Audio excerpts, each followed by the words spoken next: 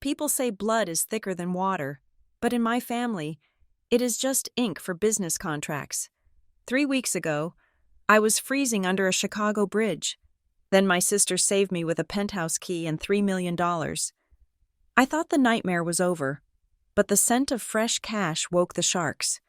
My parents did not show up to celebrate. They arrived with fake medical records and a guardianship order to steal my freedom and my money. My name is Georgia Whitcomb, and until 3 hours ago, I was statistically irrelevant.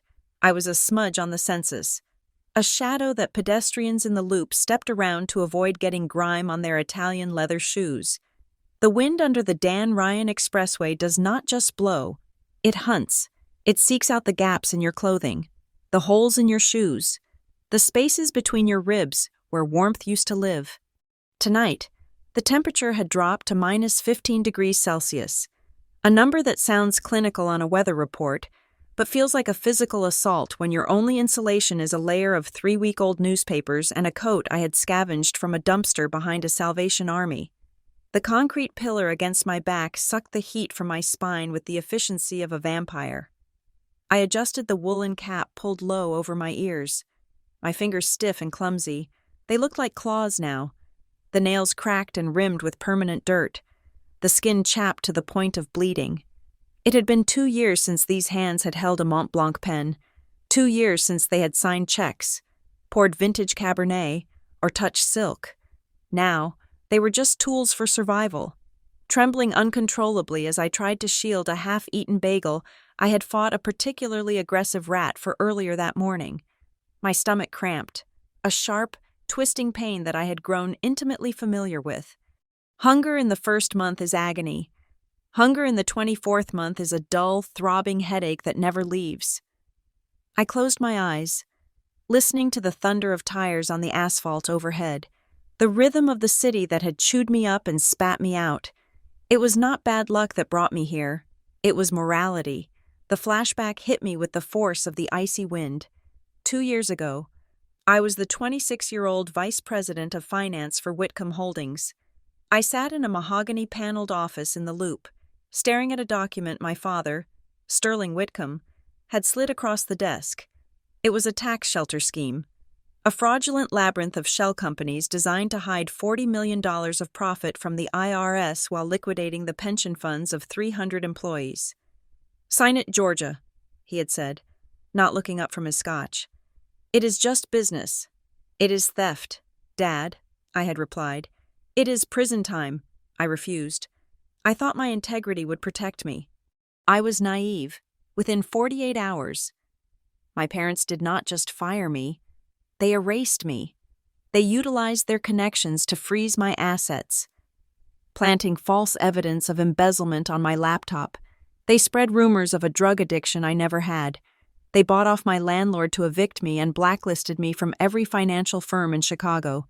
When I tried to fight back, they buried me in legal fees until I was sleeping in my car. Then they had the car repossessed. They did not just want me out of the company. They wanted me dead, or close enough to it that I ceased to be an embarrassment. A sudden flash of high beams cut through my dark reminiscence, blinding me.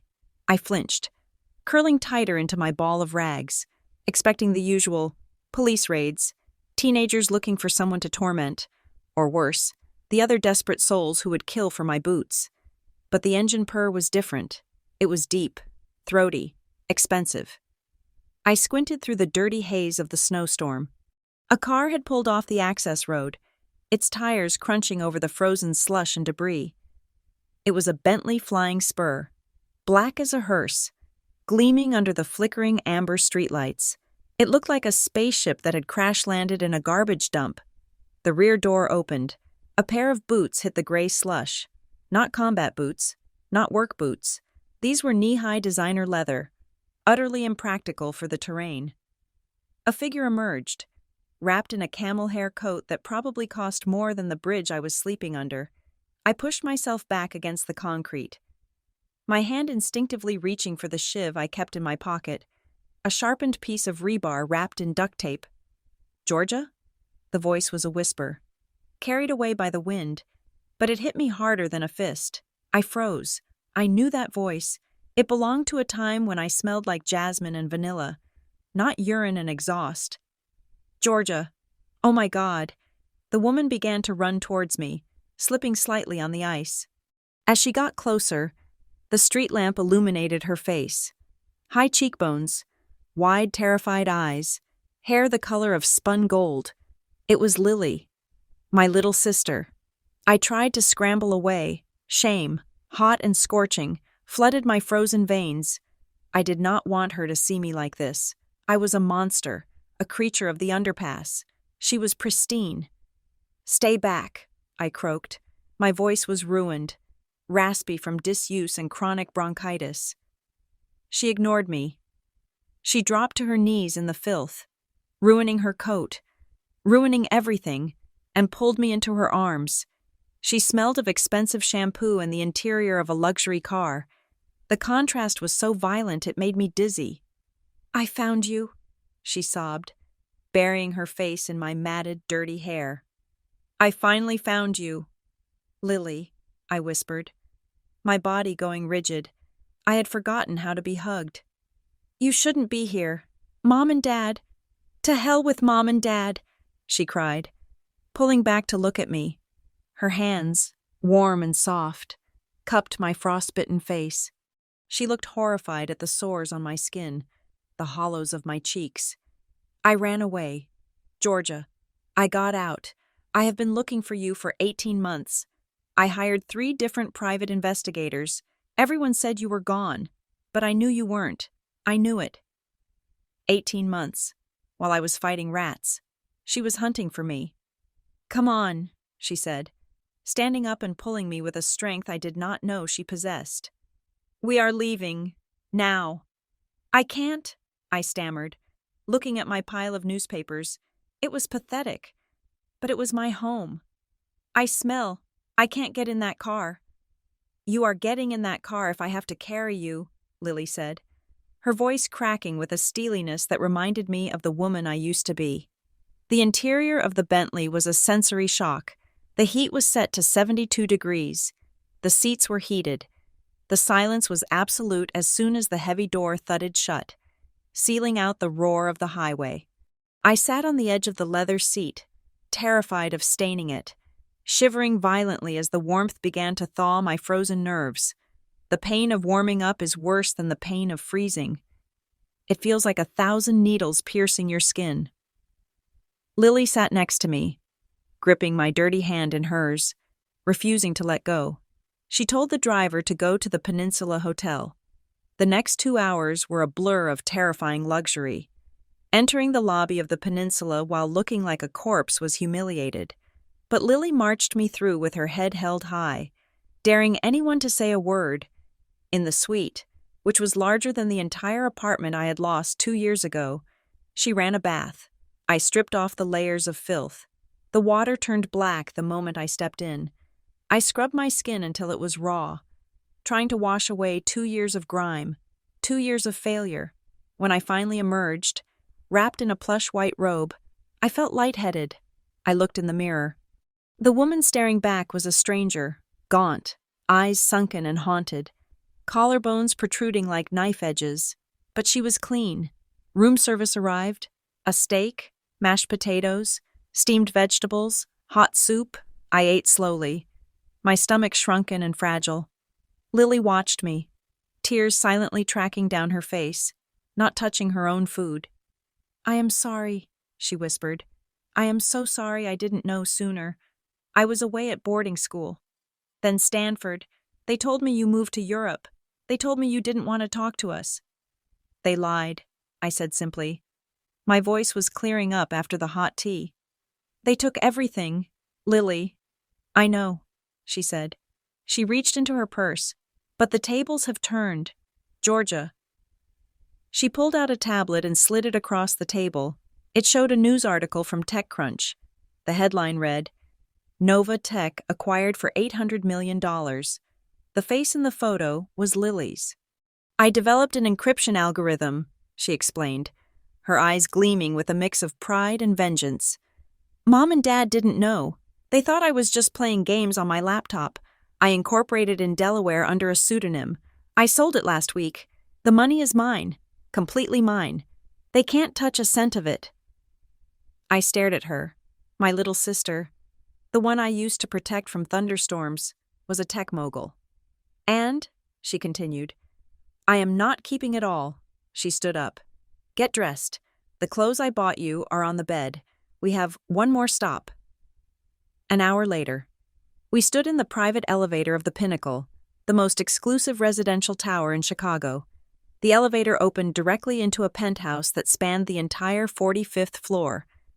Floor-to-ceiling windows offered a panoramic view of the city, the same city that had tried to kill me, now looking like a sparkling jewel box beneath my feet. The apartment was furnished in modern minimalism: white leather sofas, marble countertops, abstract art. It smelled of new paint and expensive lilies. Lily walked over to the kitchen island and picked up a key card and a thick envelope. She pressed them into my hand. This is yours, she said. I bought it under an LLC.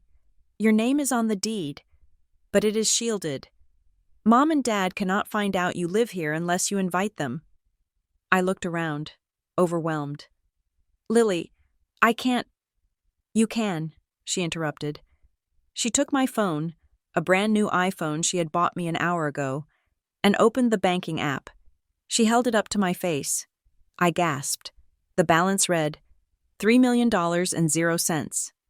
This is your freedom money, Lily said, her voice fierce and trembling. I have set up a trust for myself, but this cash is yours to do whatever you want with. No strings, no conditions.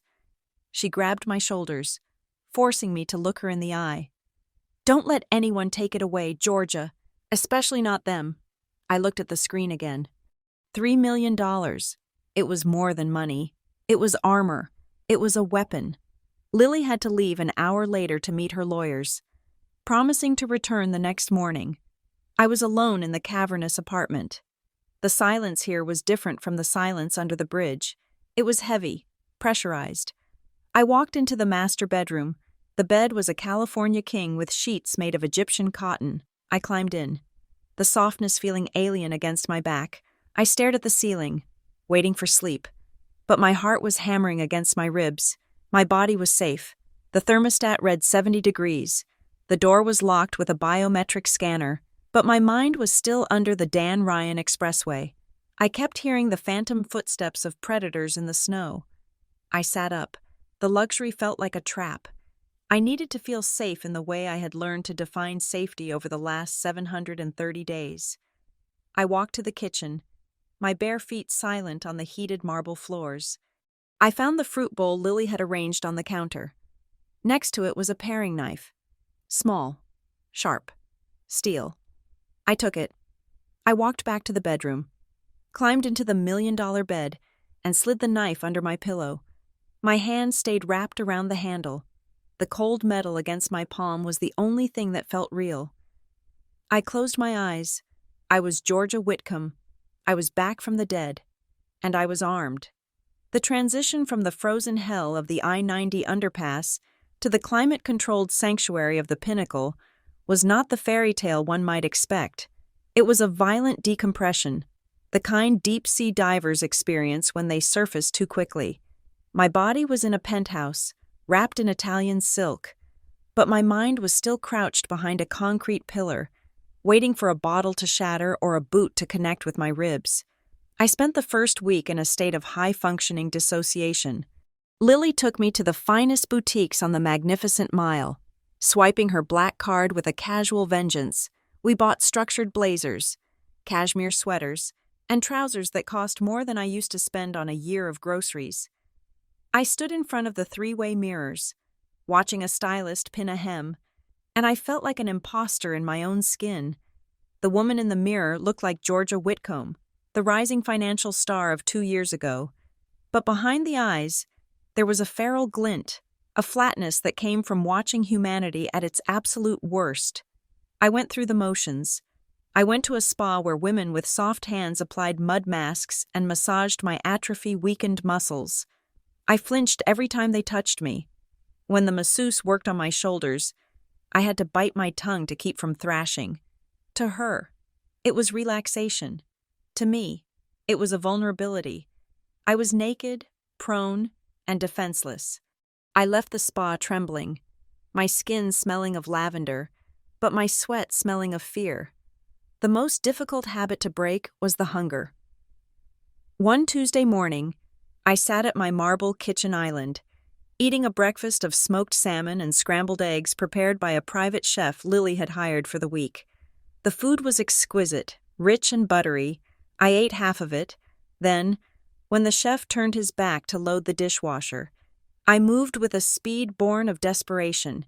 I grabbed a handful of the cold smoked salmon and a bread roll, wrapped them in a linen napkin, and shoved them deep into the pocket of my robe. Later that night, I hid the bundle in the back of my underwear drawer, beneath the stacks of new lace lingerie. I knew, logically, that I had $3 million in the bank. I knew the refrigerator was stocked, but the lizard brain that had kept me alive for 730 days screamed that this abundance was a lie. It whispered that tomorrow the locks might change, the accounts might freeze, and I would be back in the cold. I needed a reserve. I needed to know that if the world ended, I had 400 calories wrapped in linen to get me through the night. My interactions with the other residents of the Pinnacle were exercises in mutual suspicion. The building manager, a man named Mr. Abernathy, who wore suits that were too tight and a smile that did not reach his eyes, clearly did not know what to make of me. Lily had paid the lease a year in advance, so he had to be polite, but I saw the way his nose wrinkled when I walked by, as if he could still smell the bridge on me. One afternoon, I shared an elevator ride with a woman from the 46th floor. She was holding a Pomeranian that likely ate better than most of the people I had known in the last 2 years. She looked at my new clothes, then at my face. She saw the windburn that had not quite faded, the scar above my eyebrow from a fight over a sleeping bag, and the way I stood with my back pressed into the corner, scanning the enclosed space for threats. "You are the sister," she said. It was not a question. "The one from away." "I am Georgia," I said, my voice flat. "We value privacy in this building," she said, clutching her dog tighter. "We hope you value it too." "I value survival," I replied. The doors opened, and she hurried out as if I were contagious. To them, I was a curiosity, a piece of rough trade that had somehow wandered into their ivory tower. They smelled the trauma on me, and it made them uncomfortable. Good. I wanted them uncomfortable. Per Lily's instructions, I hired a financial advisor. I refused to use anyone connected to the Whitcomb empire. I found a man named Marcus Thorne, an independent wealth manager who operated out of a small brick-walled office in the West Loop. He was young, sharp, and hungry. I sat across from him, my hands folded on his desk. "I have $3 million, I told him. "I do not want aggressive growth. I do not want high-risk stocks. I want a fortress." Marcus looked at the portfolio. "Ms. Whitcomb, with your age profile, we usually suggest a 60-40 split to maximize—" "No," I interrupted, leaning forward. "You are not hearing me. I do not care about maximizing. I care about preservation. Put it in treasury bonds, gold, and diversified index funds. I want this money to be unassailable. If the market crashes, if the city burns, I want to know I can still buy a sandwich. Do you understand?" He looked at me, really looked at me, and saw the steel in my eyes. He closed the folder. "Understood. We build a fortress." That was the last victory I felt for a while. 2 weeks after she found me, Lily had to return to California.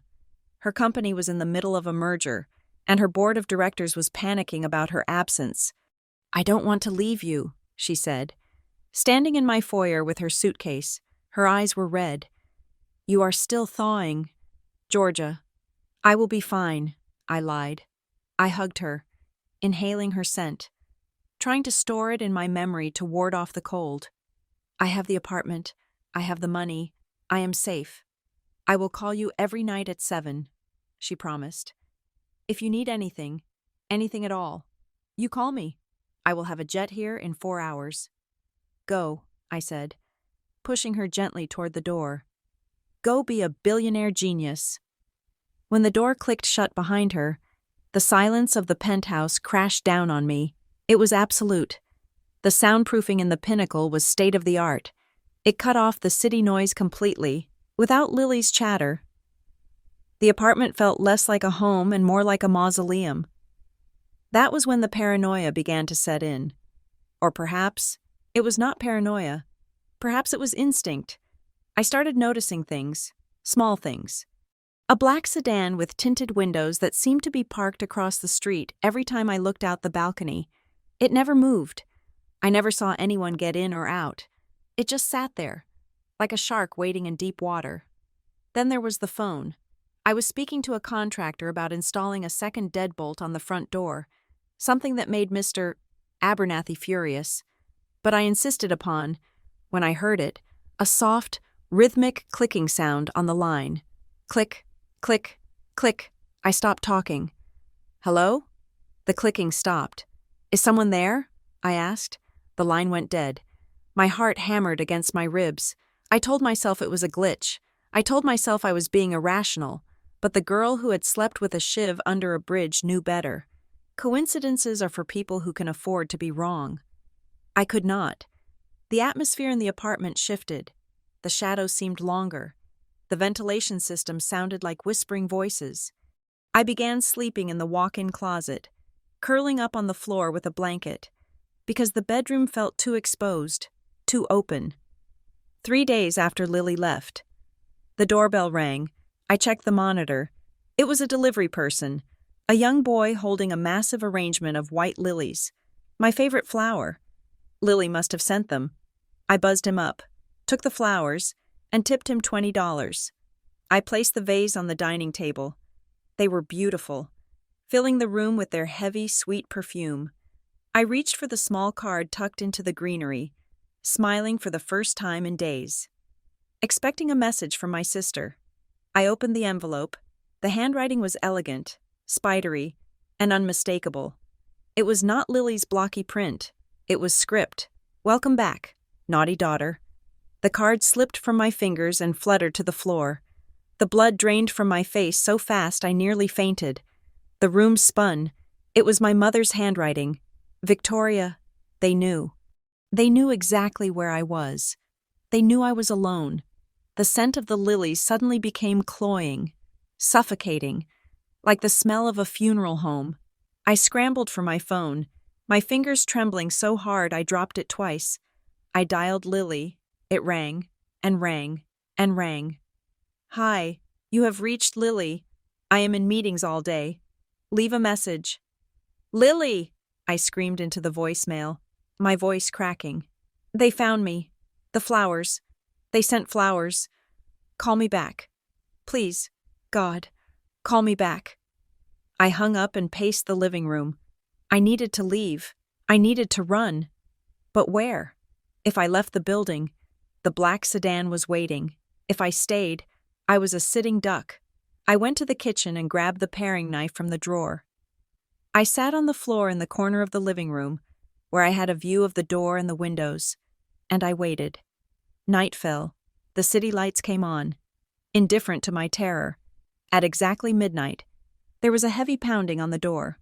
Not the polite buzz of the intercom, a physical pounding. I crept to the monitor. 2 uniformed police officers stood in the hallway. I didn't open the door. I pressed the intercom button. What do you want? Ms. Whitcomb?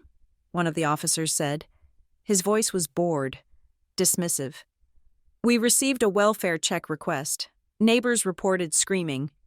I didn't scream, I said, gripping the knife. I am fine. Please go away. We need you to open the door so we can visually confirm your safety. Ma'am, the officer said. There was a hard edge to his voice now. Don't make us get the master key from the manager. I hesitated. If I didn't open it, they would break in. I unlocked the deadbolt and opened the door 3 inches, keeping the chain on. I am fine, I repeated. The officer pushed his face into the crack. He didn't look concerned. He looked annoyed. He scanned the apartment behind me, his eyes lingering on the expensive furniture. then snapping back to my face with a look of sneering judgment. He saw the wild hair, the dilated pupils, the knife I was holding behind the doorframe. "You got some ID?" he demanded. I showed him my driver's license. He looked at it, then at his partner. They exchanged a look I didn't understand. A smirk. "All right, Ms. Whitcomb," he said, drawing out my name as if it were a joke. "Try to keep it down. People in this building pay a lot of money for peace and quiet. You don't want to cause trouble, do you?" "Who called you?" I asked. "Anonymous complaint," he said, already turning away. "Have a good night." They didn't check if I was hurt. They didn't ask if I was okay. They were sending a message. "We can touch you. You are not safe here." I slammed the door and locked all 4 locks. I dragged a heavy armchair in front of the door. I did not sleep. I sat in the chair, watching the sun slowly rise over Lake Michigan, painting the sky in hues of bruised purple and bloody orange, at 8 in the morning. The intercom buzzed again. I felt a cold certainty settle in my stomach. I knew who it was before I looked. I walked to the monitor. The image on the screen was crisp and high definition. Standing in the hallway were 3 people. On the left was Sterling Whitcomb, my father. He was wearing a charcoal 3-piece suit, his silver hair perfectly coiffed, looking every inch the captain of industry. On the right was Victoria Whitcomb, my mother. She wore a Chanel suit and a string of pearls, clutching a crocodile skin handbag. Her face was a mask of tragic concern, perfect for an audience, and in the middle stood Baxter, their family lawyer, the shark in a human suit, who had drafted the documents that ruined my life 2 years ago. He was holding a thick leather briefcase. They weren't looking at the camera. They were looking at the door with an air of absolute ownership. My father reached out and pressed the buzzer again. The sound echoed through the penthouse like a gunshot. They hadn't come to visit. They had come to collect. The siege had officially begun. The heavy armchair scraped against the hardwood floor as I dragged it away from the door, the sound echoing like a growl in the silent penthouse. My hands were shaking, not from cold this time, but from a cocktail of adrenaline and dread. I did not undo the chain lock. That 4-inch length of hardened steel was the only thing separating my fragile new reality from the ghosts of my past. I turned the deadbolt and cracked the door open. The hallway air smelled of expensive cologne and entitlement. Standing there, framed by the soft lighting of the corridor, were the architects of my destruction. Georgia, my father, Sterling Whitcomb, breathed out. He placed a hand on his chest, right over his heart, a gesture so rehearsed it looked like he was about to recite the Pledge of Allegiance. "My God, look at you." He did not look at my eyes. He looked at my clothes, the cashmere sweater, the silk trousers, and then past me. Peering into the foyer of the apartment, he was calculating the square footage. "We have been worried sick," he continued, his voice dropping to a baritone register meant to convey paternal anguish. "Sick to our stomachs, Georgia. When we heard you were living like an animal, well, your mother nearly collapsed."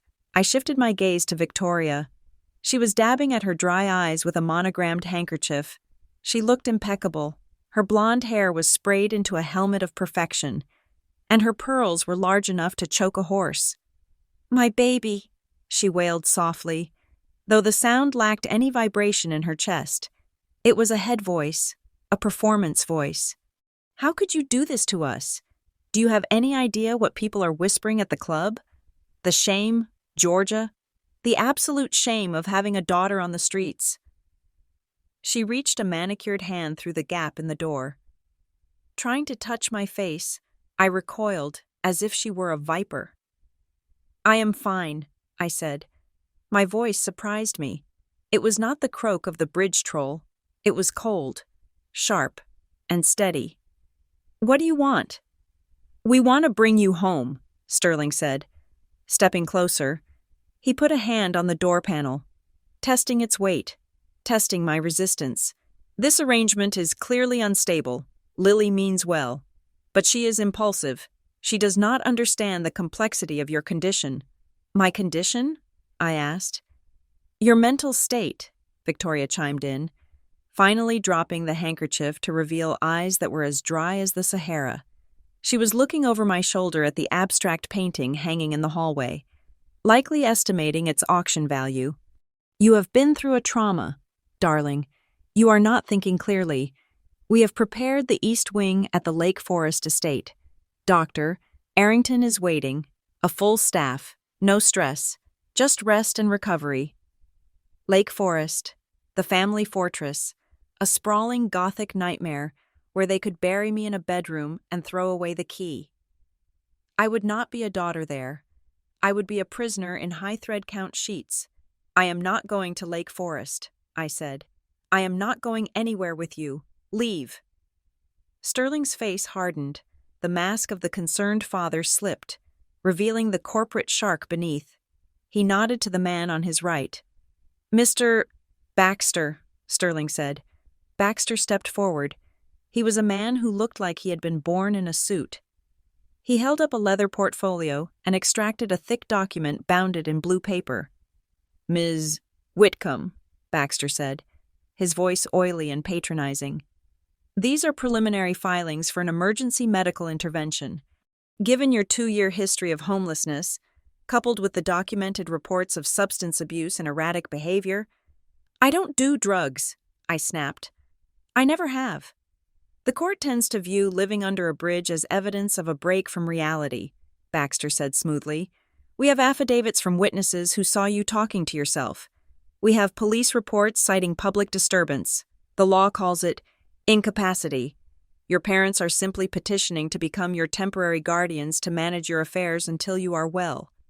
"Manage my affairs," I repeated. I looked at the three of them, the wolf pack. They did not care that I had starved. They did not care that I had frozen. They cared that I had $3 million in a bank account and a deed to a $5 million penthouse. They smelled the money like blood in the water. To them, I was not a person. I was a leaky asset that needed to be plugged. "I am not incapacitated," I hissed, "and I have a lawyer." "You have a glorified accountant," Sterling scoffed. "Open the door. Georgia, don't make this ugly. If the police have to come back with a court order, they will drag you out of here in handcuffs. Is that what you want? Another scene?" I looked at my mother. She was no longer crying. She was tapping her foot impatiently. She wanted this over with so she could make her lunch reservation. "Get off my property," I said. I slammed the door with every ounce of strength I had. The heavy wood thudded into the frame, and I threw the deadbolt. My heart was hammering so hard, I could hear the blood rushing in my ears. I backed away, staring at the wood, waiting for them to kick it down. "This isn't over. Georgia," Sterling shouted from the hallway. "We are doing this for your own good." I heard their footsteps retreat, the heavy thud of the elevator doors opening and closing. They were gone, but they were not gone. I ran to the kitchen and grabbed my phone. I needed Lily. She was the only one who could stop this. She was the one who gave me the money. She could testify that I was sane. I dialed her number. It rang once, twice. "Hello?" The voice was Lily's, but the tone was wrong. It was flat, mechanical. It lacked her usual breathless energy. "Lily!" I gasped. "They were here, Mom and Dad and Baxter. They are trying to say I am crazy. They have papers. Lily, they want to take me to Lake Forest." There was a pause on the line, a long, static-filled silence. Then I heard a soft click in the background, like the sound I had heard days ago. "You have to be careful. Georgia," Lily said. She sounded like she was reading from a script. "They are very worried about you." "Worried?" I shouted. "They want the money. You have to tell them. Tell them I'm fine. Tell them you gave me this apartment." "I can't do that right now," Lily said. Her voice dropped to a whisper, so low I had to press the phone into my ear. "Listen to me closely. They are filing for a conservatorship, like the pop stars. They want total control, person and estate." "What? But I am an adult. I am lucid." "It does not matter," Lily whispered hurriedly. "They have doctors on their payroll. They have judges at their country club. They have been building a file on you since the day you left. The police visit last night? That was to establish a record of instability. The flowers? To trigger you.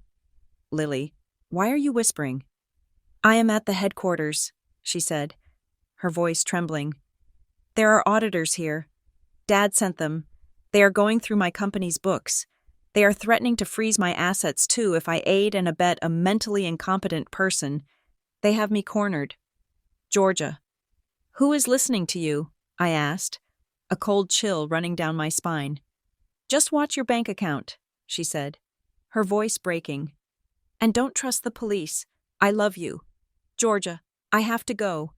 The line went dead. I stared at the phone. They had gotten to her. My genius sister, the billionaire, was being blackmailed by the same monsters who had hunted me. They were cutting off my supply lines. Watch your bank account. I opened the banking app with trembling fingers.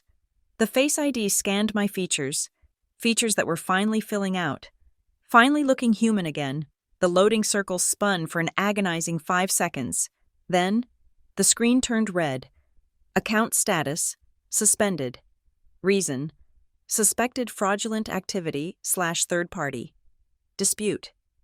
I tapped the screen frantically. I tried to transfer funds. I tried to view the balance. Nothing worked. A pop-up message appeared.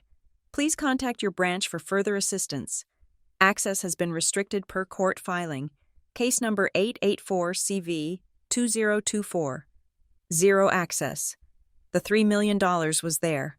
Sitting behind a digital wall I could not climb. I dropped the phone on the marble counter. It made a loud clack. I walked to the window and looked out at the city. The black sedan was still there, parked across the street. A man was standing outside of it now, smoking a cigarette, looking up at my window. Even from 45 stories up, I could feel his gaze. They had stripped me naked again. They had taken my shield. I thought about the bridge. I thought about the rats. I thought about the way the cold felt when it settled into your marrow and refused to leave. That was what they wanted. They wanted to break me until I begged to be let into their cage. They wanted me to crawl back to Lake Forest and thank them for the scraps from their table. I walked into the bathroom and looked at myself in the mirror. The woman staring back was pale. Her eyes were wide with panic. She looked like a victim. I splashed cold water on my face. I scrubbed it hard, until my skin was pink and stinging. I looked again. No. I was not the girl who cried in her office when they fired her. I was not the girl who slept in her car until they towed it away. I was the woman who had survived 2 Chicago winters with nothing but newspaper and spite. I was the woman who had fought off a junkie with a piece of rebar to keep my boots. I had eaten garbage. I had endured the absolute worst the world could throw at a human being. And I was still standing. Sterling and Victoria Whitcomb thought they were dealing with their daughter, the soft finance executive who played by the rules. They did not know they were dealing with a survivor. They wanted to play games with the law? Fine. They wanted to use the system to bury me? I would learn the system. I would dismantle it brick by brick. I went back to the kitchen. I did not reach for the knife this time. The knife was a tool for the bridge. Here, I needed different weapons. I opened my laptop. I pulled up a search engine. I typed in conservatorship abuse Illinois. Then I typed how to fight a guardianship petition. Then I typed forensic accounting firms Chicago Independent. I was not going to run. I was not going to hide in the closet. I went to the fridge and took out a bottle of sparkling water. I drank it straight from the bottle. Wiping my mouth with the back of my hand, the fear was still there, buzzing in my chest like a hive of angry bees, but the shivering had stopped. The cold was gone, replaced by a heat that started in my stomach and spread to my fingertips. It was a familiar feeling, one I had not felt in years. It was rage, pure, white-hot, focused rage. "You want to fight, Dad?" I whispered to the empty room. "You want to see crazy?" I sat down at the table and pulled a notepad toward me. I picked up a pen. "I will show you what a person with nothing to lose can really do." The surveillance was absolute. I stood by the floor-to-ceiling window of the penthouse, looking down at the street 50 stories below. The black sedan had not moved. My phone was a tracking device. My credit cards were digital shackles. The lobby was undoubtedly watched by private security hired by my father, men in cheap suits who would intercept me the moment the elevator doors opened. They were counting on Georgia Whitcomb, the heiress, to walk out the front door, but they had forgotten about the other Georgia, the Georgia who knew how to disappear. I went to the laundry room. The housekeeping staff kept a supply closet there, and inside, I found a spare uniform, a gray, shapeless jumpsuit intended for the maintenance crew.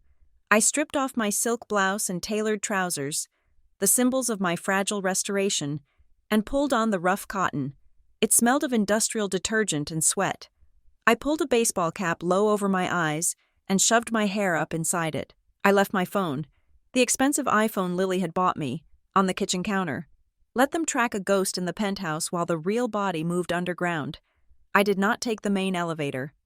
I took the service lift, the heavy steel box used for hauling furniture and garbage. It smelled of rotting food and ammonia. I rode it down to the basement loading dock, my heart beating a frantic rhythm against my ribs. When the doors rattled open, I stepped out into the cavernous concrete bay. A delivery truck from a catering company was just revving its engine.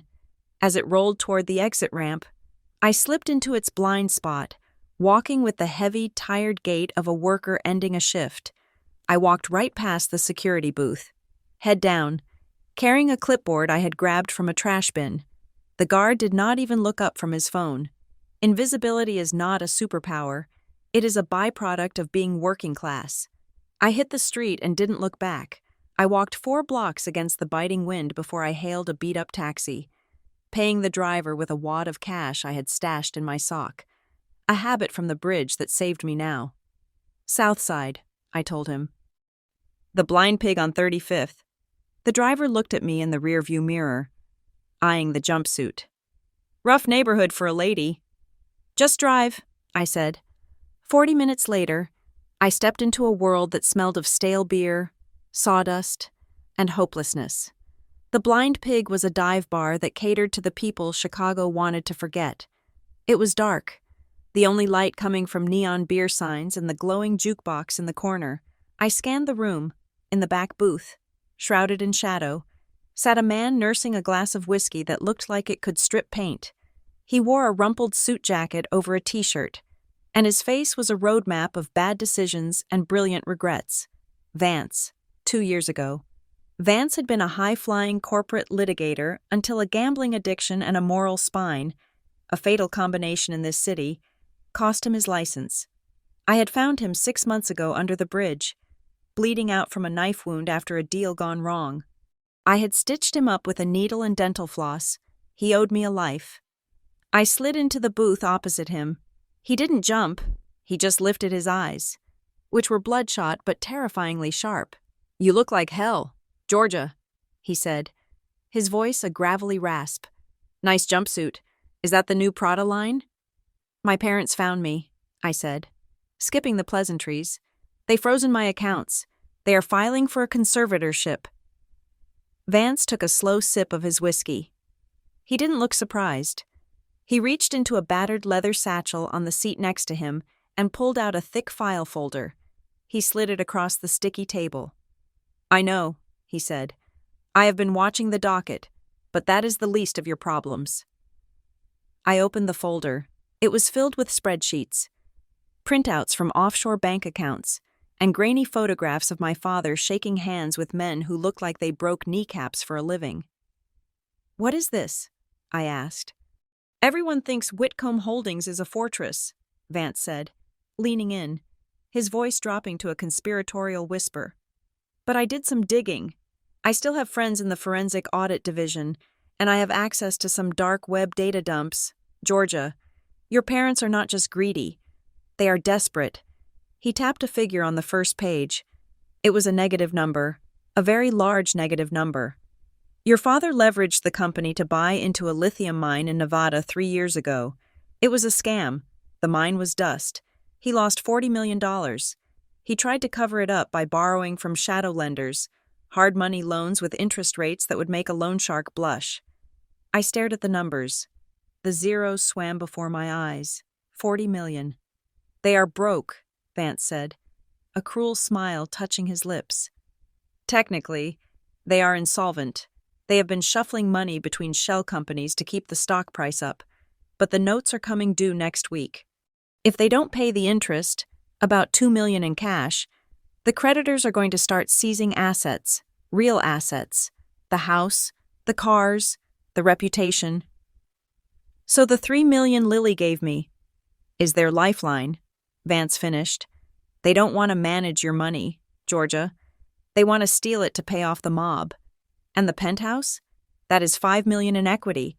They plan to liquidate the second they get your signature on the guardianship papers.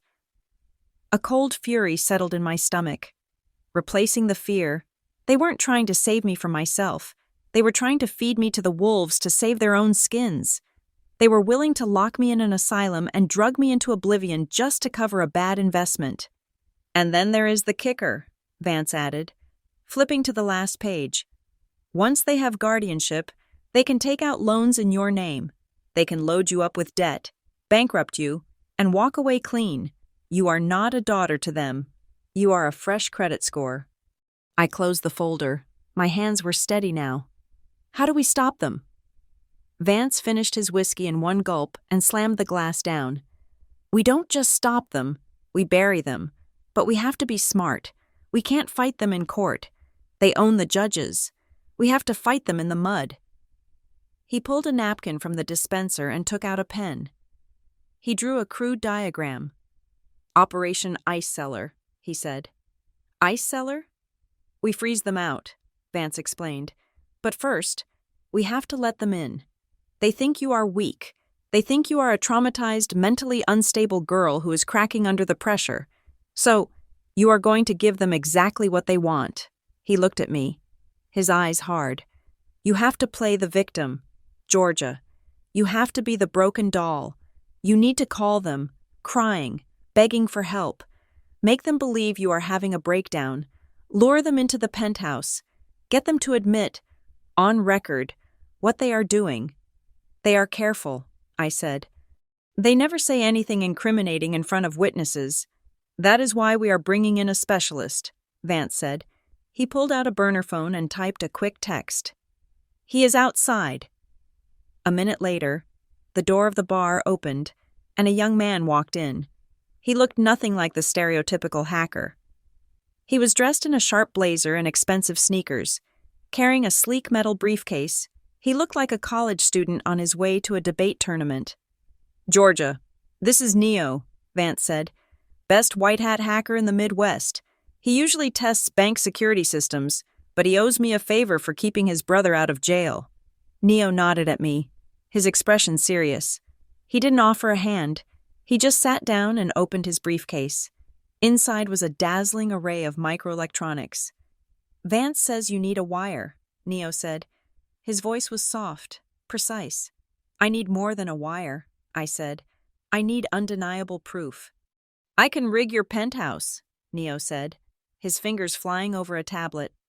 Microcameras in the smoke detectors, audio bugs in the light fixtures, and I can clone your phone. Clone it? I will give you a phone that looks exactly like yours, Neo explained. But it will have a ghost partition. Everything they say, every text they send if they touch it, will be mirrored to a secure server. If they force you to sign anything, I will have a high-resolution camera focused on the document to prove duress. There is a catch, Vance warned. To get this evidence, you have to let them win, for a little while. You have to let them take control. You have to sign the papers. I felt a wave of nausea. Sign the papers. Give them legal power over my body. It was suicide. If I sign, I whispered, they own me. You sign with a duress indicator, Vance said. Neo will show you a specific way of holding the pen, a subtle mark in the signature. Combined with the video evidence of them threatening you or admitting to the fraud, the document becomes void. But in the moment, they will think they have won. And when they think they have won, they will get sloppy. They will talk about the money. I looked at the two men, one a disgraced lawyer, the other a cyber criminal. This was my team, the Shadow Alliance. What do I have to do? I asked. Go back to the penthouse, Vance said. Sneak back in the way you came. Trash the place. Make it look like a manic episode. Then call them. Tell them the voices are back. Tell them you are scared." He leaned forward, his face inches from mine. "This is going to be the hardest acting gig of your life, Georgia. If you crack, if you show even an ounce of strength, they will know it is a trap. You have to be the girl under the bridge again." I thought about the cold. I thought about the rat. I thought about the way my mother looked at the furniture while I was bleeding out emotionally. "I can do it," I said. "Good," Vance said. "Neo will meet you at the service entrance in 1 hour to install the tech. Once everything is live, you make the call." I stood up. The jumpsuit felt lighter now. It wasn't a prison uniform anymore. It was camouflage. "One more thing," Vance said, stopping me. "Once this starts, there is no abort button. You are going into the belly of the beast. They are going to take you to a facility, a private holding center. We won't be able to get to you immediately." "I know," I said. "Just remember," he said, raising his glass. "The colder the winter, the harder the ice. Don't break." I nodded and walked out of the bar, back into the biting Chicago wind. I was going back to the penthouse. I was going back to hell. But this time, I was bringing matches. The service elevator groaned as it deposited me back on the 45th floor. I waited for Neo's text. It came 3 minutes later. "Eyes are open, ears are live, break a leg." I slipped my phone, the clone Neo had given me, into my pocket and took a deep breath. Now, I had to destroy the sanctuary Lily had built for me. It was not enough to look distressed. I had to look like I had completely severed ties with reality. I started with the living room. I swept a row of expensive crystal vases off the mantelpiece, watching them shatter into 1,000 glittering shards on the marble floor. I ripped the silk cushions off the couch and used a steak knife to slash the fabric, pulling out the stuffing until the room looked like it had snowed feathers. I overturned the coffee table. I went to the kitchen and smeared strawberry jam on the pristine white cabinets in nonsensical patterns, spirals, jagged lines, frantic circles. I went to the bathroom and splashed water all over my front, matting my hair down so it hung in greasy, chaotic strings. I rubbed dark eyeshadow under my eyes until I looked skeletal, haunted. I looked in the mirror. Georgia Whitcomb, the finance executive, was gone. In her place was a woman who looked like she was hearing the devil whisper.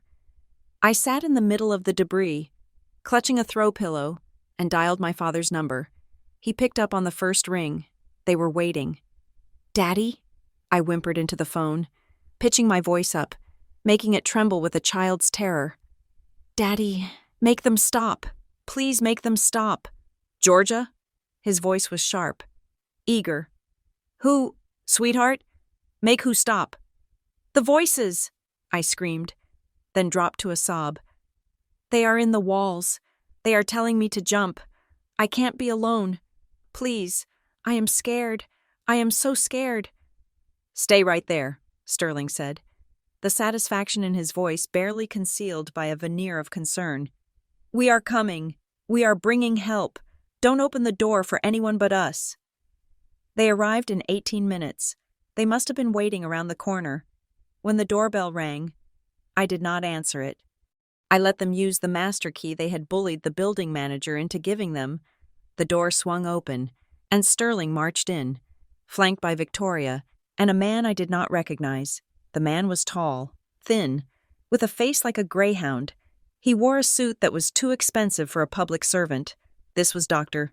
Arrington, the family friend my parents had used to prescribe sleeping pills to their friends for years. I scurried backward until my back hit the sofa, my eyes darting wildly between them. "Don't let them take me!" I shrieked, pointing at empty air. "There! Do you see him? He is burning." Victoria surveyed the destroyed apartment. She looked at the jam on the cabinets, the feathers on the floor, the broken glass. A flicker of genuine disgust crossed her face, but she quickly smoothed it into a mask of pity.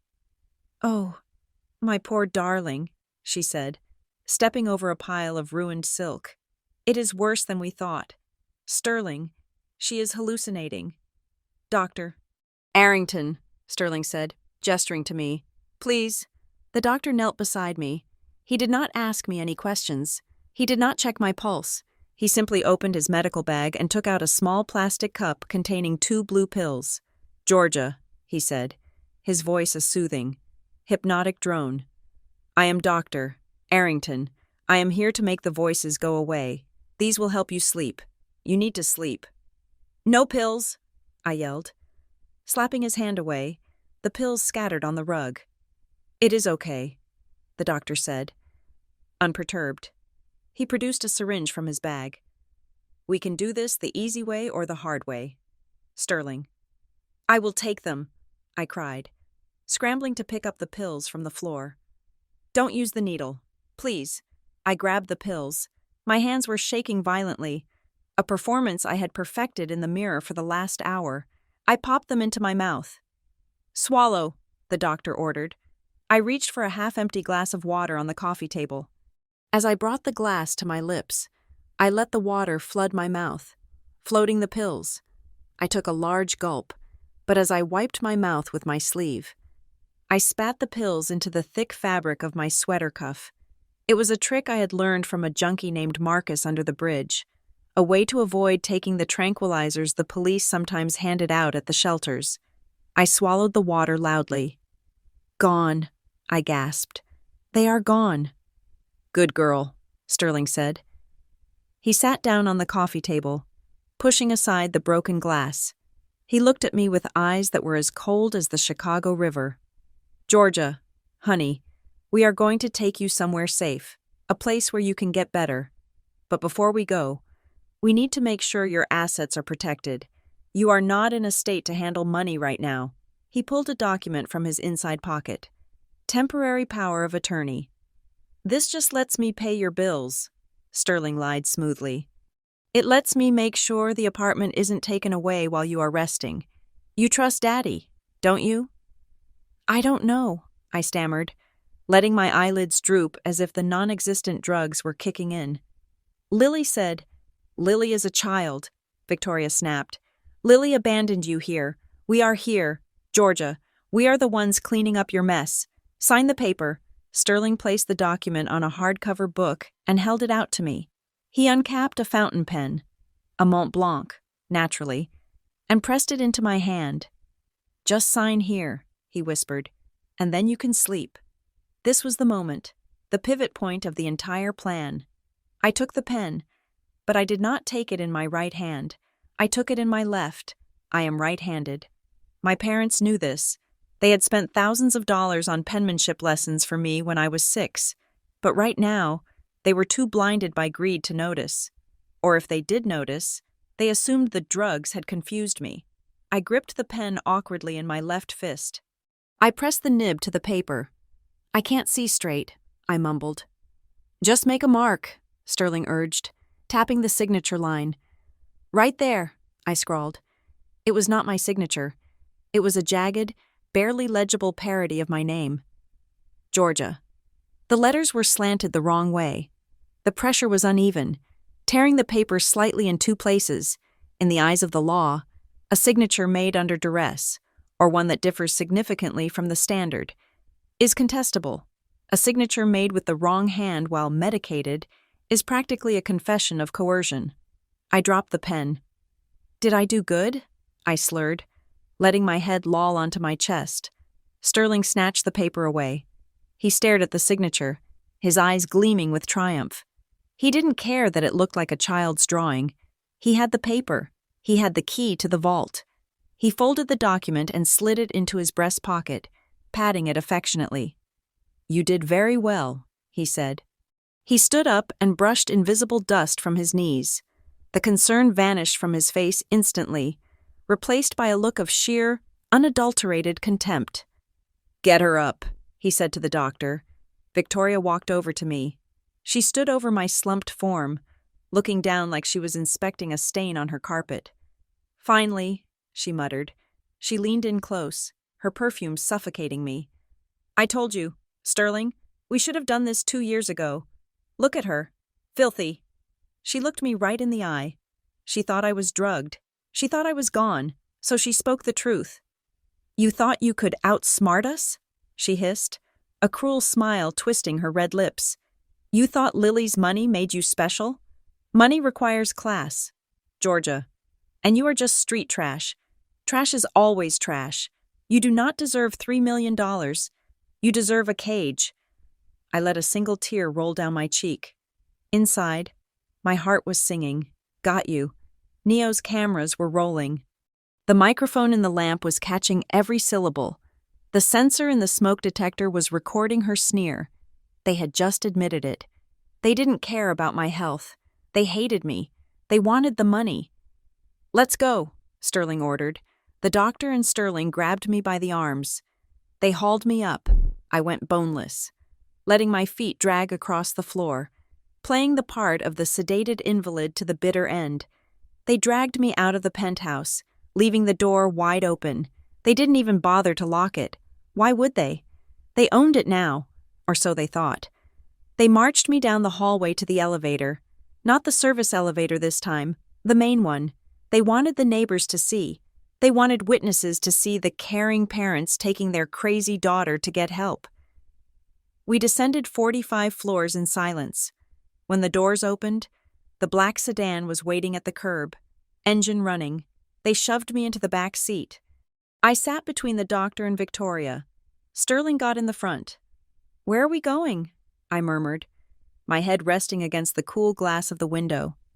"Serenity Hills," Sterling said, checking his watch. "It is a very private facility. You are going to be there for a long time. Georgia, a very long time." Serenity Hills. I knew the name. Vance had briefed me. It wasn't a hospital. It was a holding tank for the inconvenient relatives of Chicago's elite. A place where rich people paid $50,000 a month to keep their secrets sedated and silenced. It was a fortress of solitude in the middle of a forest, miles from civilization. As the car pulled away from the pinnacle, I watched the building disappear into the skyline. I saw the lights of the city blur through the rain on the window. I was trapped. I was heading to a prison.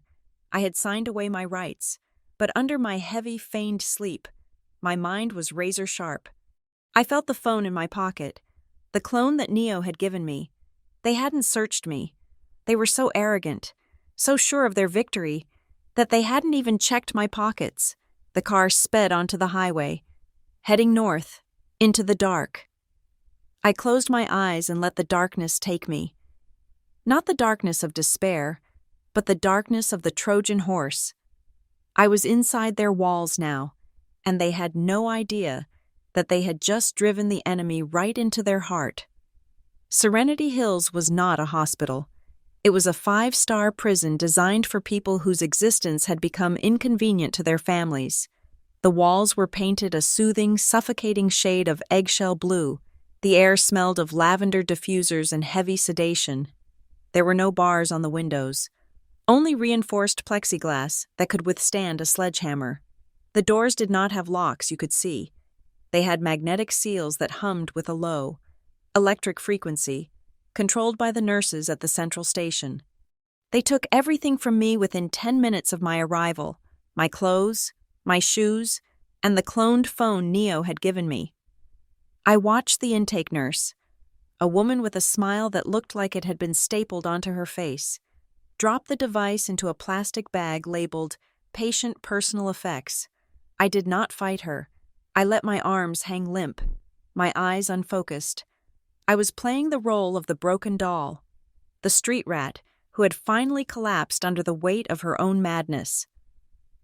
My room was stark, a bed bolted to the floor, a desk with rounded edges, a bathroom with a breakaway shower curtain and no mirror.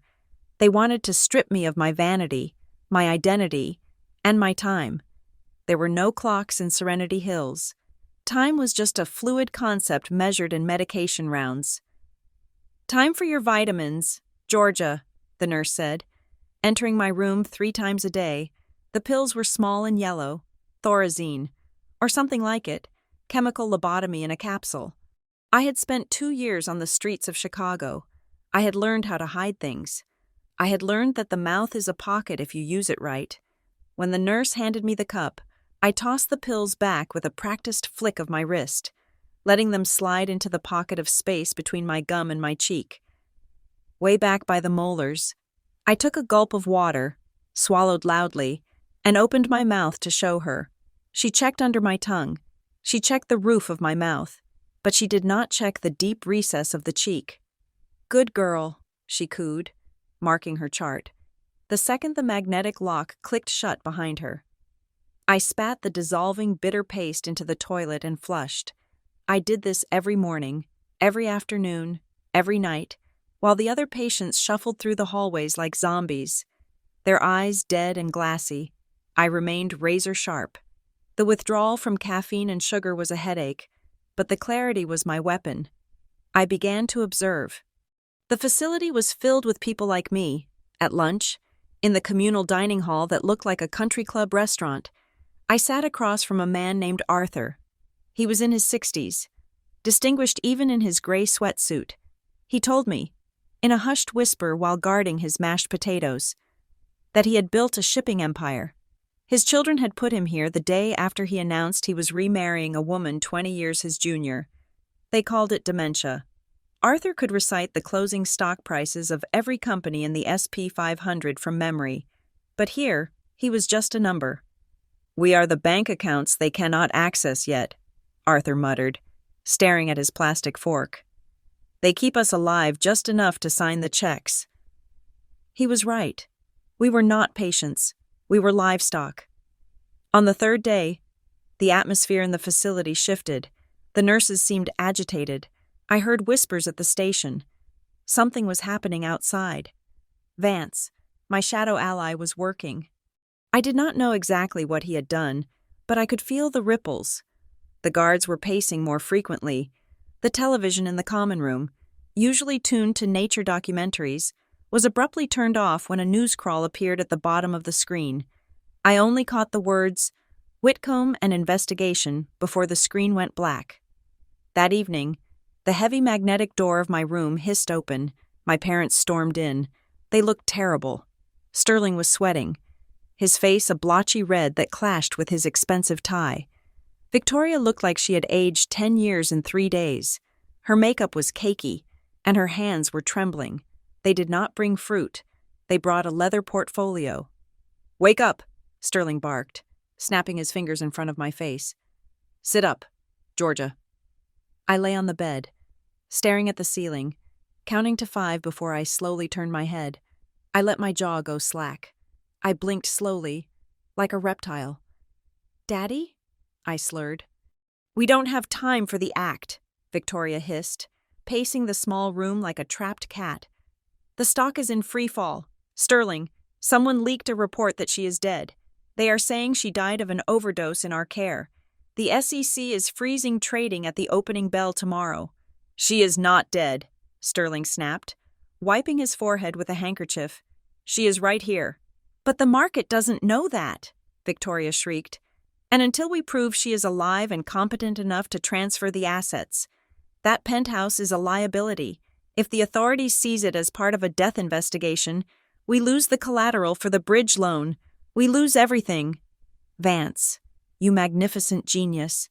He had spread a rumor that I was dead to force their hand. He knew they needed the penthouse equity to pay their debts. If I was dead, probate court would lock the asset for months.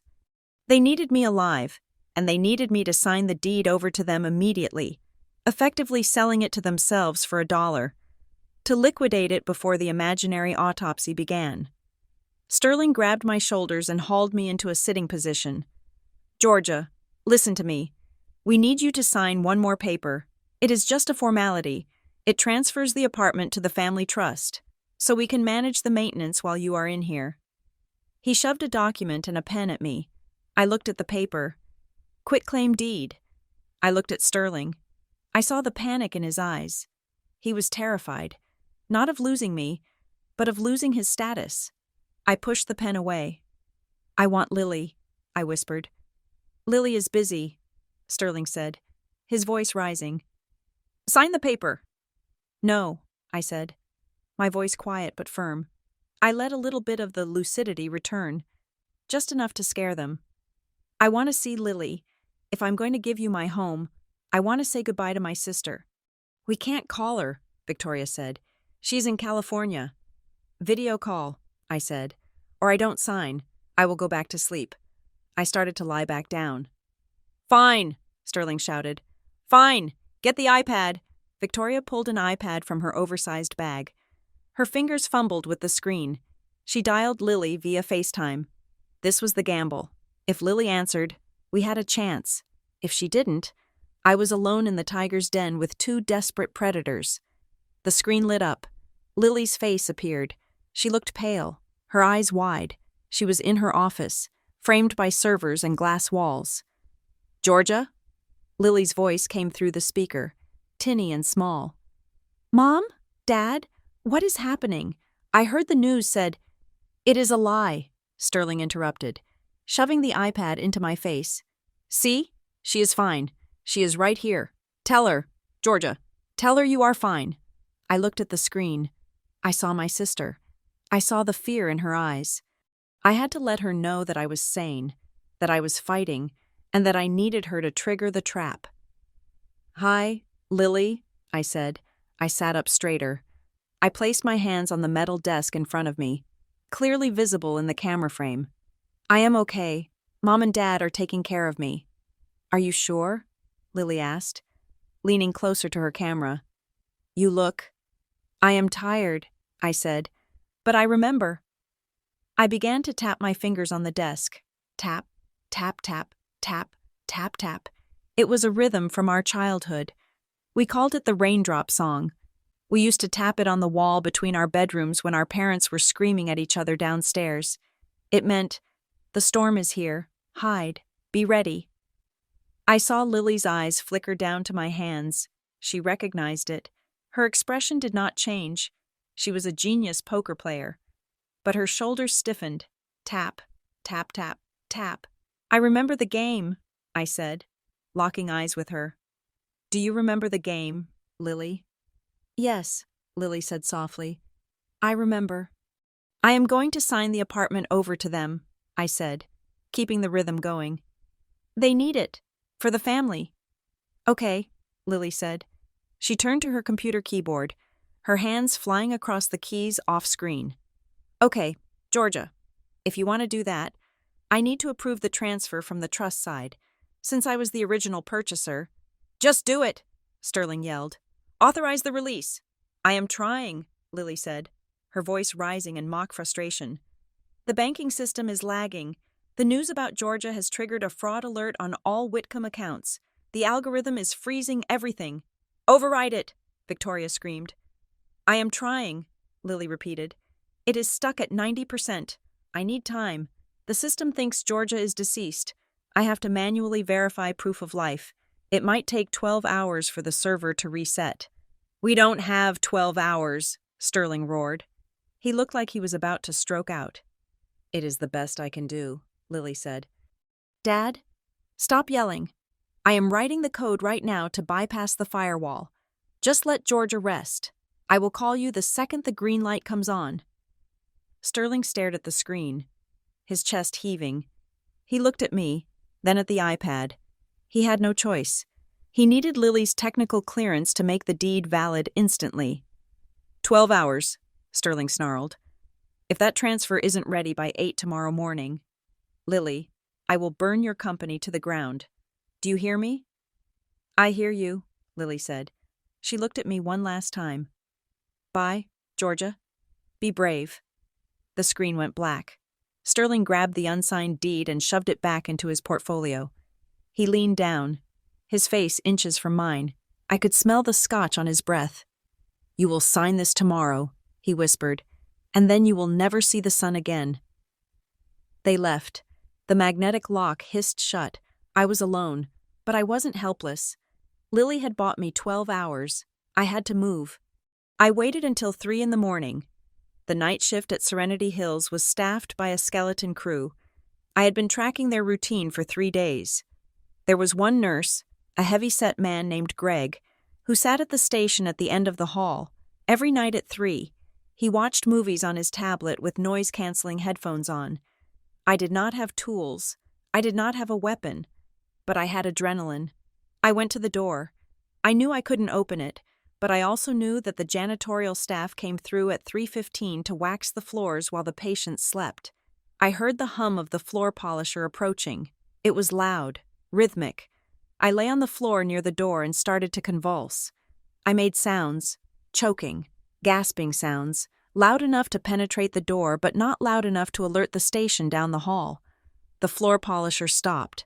The door hissed open. A young man in a jumpsuit stood there, holding a mop. He looked terrified. "Miss?" he whispered. "Are you okay?" I grabbed his ankle. "Help!" I gasped. "Heart attack!" He dropped the mop and knelt beside me. He reached for the radio on his belt to call the nurse. "No!" I wheezed, grabbing his wrist. "My pills under the bed. Please." It was the oldest trick in the book. But panic makes people stupid. He leaned under the bed to look. In that split second, my hand slid into the front pocket of his jumpsuit. My fingers closed around the hard, rectangular shape of a smartphone. I pulled it out and slid it under my thigh in one fluid motion. "I don't see them," he said, sitting up. "It passed," I said, suddenly sitting up, my breathing normalizing instantly. "I am okay. It was just a spasm. Thank you." He looked confused. "I should call Greg." "Don't," I said, giving him a fragile, terrified look. "Greg hits me when I wake him up. Please?" The janitor hesitated. He was young. He saw a scared woman in a mental ward. He nodded slowly. "Okay, go back to sleep." He stood up, grabbed his mop, and backed out of the room. The door locked. I waited until his footsteps faded. I pulled the phone out. It was a cheap Android. The screen cracked. I prayed it had a signal. 1 bar. It was enough. I didn't know Vance's number by heart, but I knew Lily's. I had memorized it when I was 10 years old. I typed a message. SOS. Serenity Hills North Wing Room 402. Parents, here. Forced signature at 8 a.m. Bring the hammer. G. I hit send. The little spinning circle appeared. Sending, failed. My heart stopped. The walls were shielded. Of course they were. I crawled to the window. I pressed the phone against the reinforced glass, jamming it into the upper corner where the metal frame met the wall. Maybe there was a leak in the Faraday cage. I hit resend. 1 bar flickered to 2. Sent. I exhaled. A sound that was half sob, half laugh. I deleted the message. I wiped the fingerprints off the phone. I couldn't keep it. If they found it, they would know. I had to return it. I waited for the floor polisher to come back on its return pass. When I heard the hum outside the door, I slid the phone under the gap at the bottom of the door. It was a risk. If Greg saw it, I was dead. If the janitor saw it, he might just pick it up and think he dropped it. I watched through the crack. The phone slid out onto the polished linoleum. A minute later, the buffer passed, then footsteps, then a pause. A hand reached down and picked up the phone. The footsteps continued. He hadn't raised the alarm. I crawled back into bed. It was 3:30 in the morning. I closed my eyes. I had 4 hours and 30 minutes until 8 o'clock, until Sterling came back with the pen, until my life was signed away. But somewhere in Chicago, a phone was buzzing. Vance was awake, and the cavalry was coming. The digital clock in the hallway station blinked 4:15 in the morning. I was sitting on the edge of my bed, fully dressed in the flimsy patient scrubs, my shoes laced tight. I had stolen my sneakers back from the intake room while the janitor was distracted. A small victory that felt massive. I was ready. Then, the silence of the forest was shattered. Blue and red lights exploded against the reinforced plexiglass window, painting the room in a strobe of chaotic color. Sirens wailed, not the polite chirps of an ambulance, but the aggressive, rhythmic whoop of law enforcement. I pressed my ear to the door. I heard shouting at the main entrance. "State Board of Health, open this gate immediately, or we ram it." It was Vance. His voice was amplified by a bullhorn, booming with an authority that sounded terrifyingly real. I heard the frantic, heavy footsteps of Greg. The night nurse, running down the hall. The magnetic locks on the front doors buzzed and clicked open. I didn't wait. I grabbed the metal chair from my desk and slammed it against the door of my room. It didn't budge, of course, but the noise was a signal. I am here. We have a warrant for an emergency biological hazard containment, Vance shouted. We have reports of a viral outbreak in the facility. Every door opens, now, or you are all going to federal prison for quarantine violations. It was brilliant. A legal raid would take hours to verify. A biological hazard terrified people into immediate, thoughtless compliance. The magnetic seal on my door disengaged with a hiss, the fail-safe protocol. In the event of a fire or biohazard, all locks released. I threw the door open and sprinted into the hallway. Chaos reigned. Nurses were running around with masks, looking panicked. In the lobby, I saw them. Vance was wearing a hazmat suit with the hood down, flanked by 4 men in tactical gear, with CDC response team stenciled on their vests. These were the veterans. They moved with a precision that betrayed their military past, securing the perimeter, zip-tying the hands of the confused security guards before they could reach for their weapons. "Georgia!" Vance yelled, spotting me. He pointed to the exit. "Go! The van is out front. Bravo team, extract the package." 2 of the tactical men moved toward me. "No!" I shouted, skidding to a halt. "Not yet." "We don't have time. Georgia," Vance hissed, his eyes wide. "This warrant is printed on an inkjet printer. The real cops will be here in 10 minutes. "The ledger," I said. "Sterling pays them off. I need the book. Vance, I need the names." I didn't wait for his permission. I turned left, away from the exit, and sprinted toward the administrative wing. I knew where the director's office was.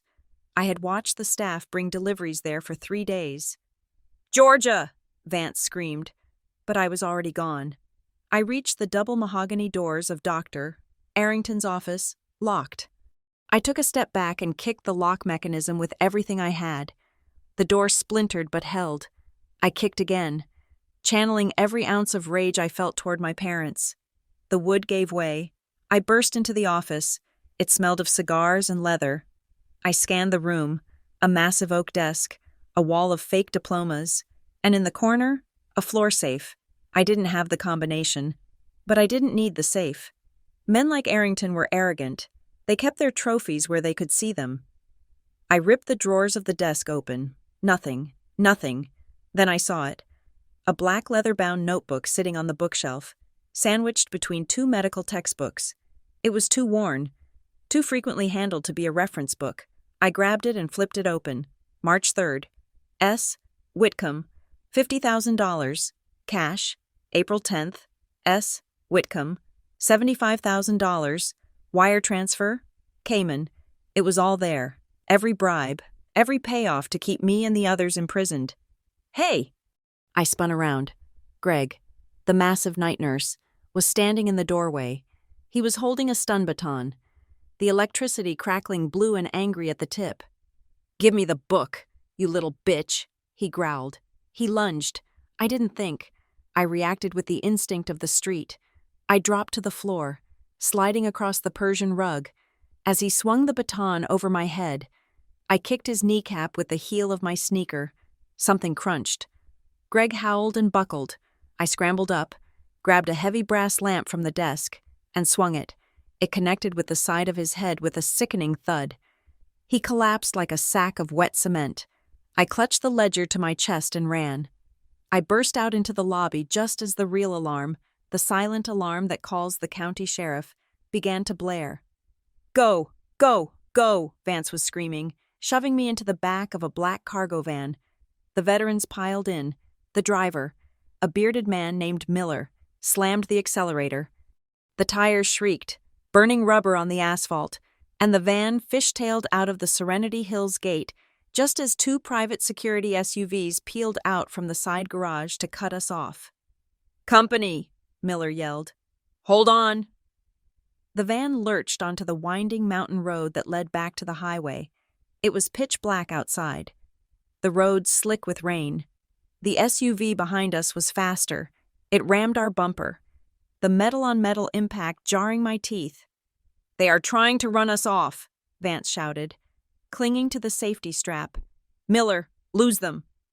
"I can't," Miller yelled, fighting the wheel. "This thing is a tank. It is too top-heavy." Another hit. The van swerved dangerously toward the guardrail. Beyond that rail was a 300-foot drop into the ravine. "Pull over," I shouted, unbuckling my seatbelt. "Are you crazy?" Vance yelled. "Miller is a tank driver," I yelled back, climbing over the seats. "He doesn't know how to drift. I do. Pull over." "Do it," Vance commanded. Miller slammed the brakes. The van skidded to a halt. The SUV behind us screeched to a stop inches from our bumper, before they could get out. I shoved Miller into the passenger seat and jumped behind the wheel. "Hang on," I said, shifting the gear stick. I didn't accelerate straight. I threw the van into reverse. I slammed the gas. The back of the van smashed into the front grille of the SUV, shattering their radiator. Steam exploded into the night air. Then I shifted to drive and floored it. I knew these roads, not this specific mountain, but the physics of a heavy vehicle on a wet curve. For 18 months, I had driven a delivery truck for a shady logistics company in South Chicago to make cash. If you were late, you were fired. If you broke the cargo, you were beaten. I learned to drive like the devil was chasing me because he usually was. I took the first hairpin turn at 60 miles per hour.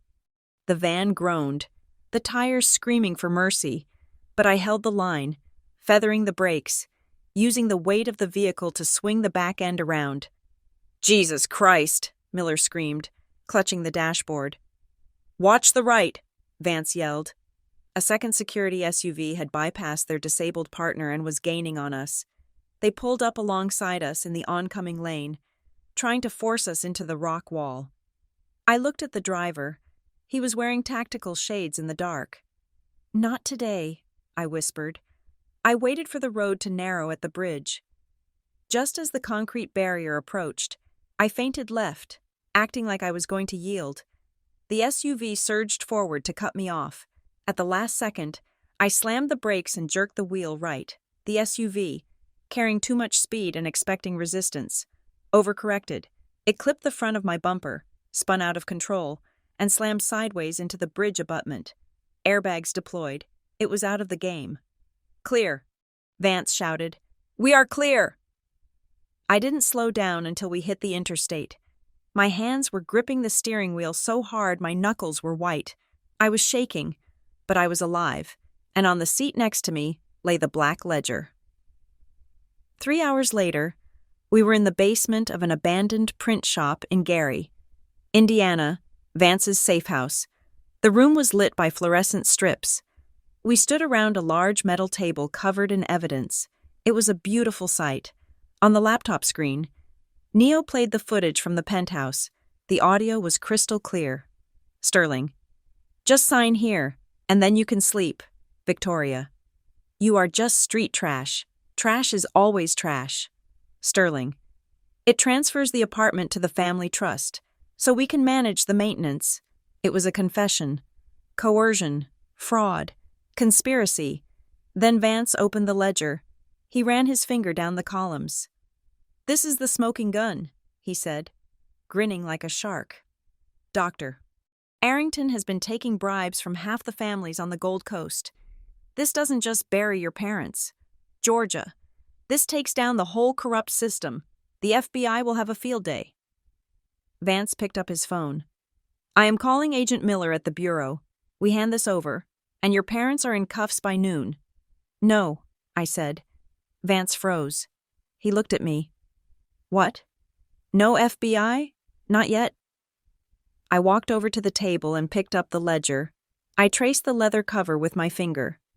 "If we give this to the FBI, they will be arrested quietly," I said, my voice cold. "They will get lawyers. They will make deals. They will pay fines. Maybe they do a few years in a minimum security resort. And the public? The public will just think it was a messy family dispute." I looked up at Vance. "They humiliated me. They stripped me of my dignity. They made me a spectacle. I want to return the favor. Georgia, this is dangerous, Vance warned. This evidence is volatile. If we wait, they might run. They won't run, I said. Because they think they won. They think I am locked in a cell at Serenity Hills, drugged out of my mind. They think the apartment is theirs. They are celebrating. I pulled up a web page on Neo's laptop. It was an invitation on the society page of the Chicago Tribune, the Whitcomb Charity Gala. This Saturday at the Ritz-Carlton, celebrating the launch of the New Horizon Trust. Look at the date, I said. Saturday, 2 days from now. The New Horizon Trust is where they are planning to hide my money. Vance read the invitation. They are going to announce the theft of your fortune as a philanthropic endeavor. God, they are sick. It is a black tie event, I said. Press, investors, the mayor is going to be there. I turned to Neo. Can you hack the AV system at the Ritz-Carlton? Neo smiled, cracking his knuckles. Is the Pope Catholic? I can hijack every screen in the ballroom. Good, I said. Vance, call your FBI friend. Tell him to be at the Ritz-Carlton on Saturday night. Tell him to bring a lot of handcuffs, but tell him to wait outside until I give the signal. What are you going to do? Vance asked. I pulled out my phone, the clone, which I had retrieved from the evidence pile. I dialed a number. I am going to crash a party, Lily answered on the first ring. Georgia? She sounded breathless. The transfer, I stalled them, but they are calling me every 5 minutes.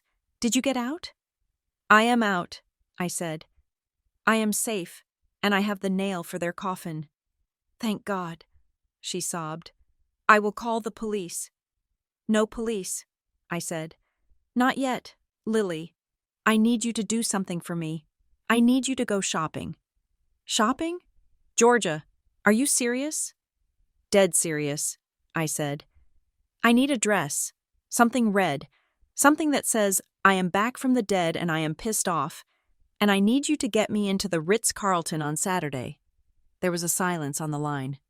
Then, I heard a small, dark laugh from my sister. The revenge dress, Lily said. I know just the designer. Get ready, little sister, I said, looking at the confession video playing on the screen. We are going to perform a public execution. The grand ballroom of the Ritz-Carlton smelled of expensive perfume, stale ambition, and the specific metallic scent of caviar that had been sitting out for too long. It was Saturday night, and the elite of Chicago had gathered to celebrate the benevolence of the Whitcomb family.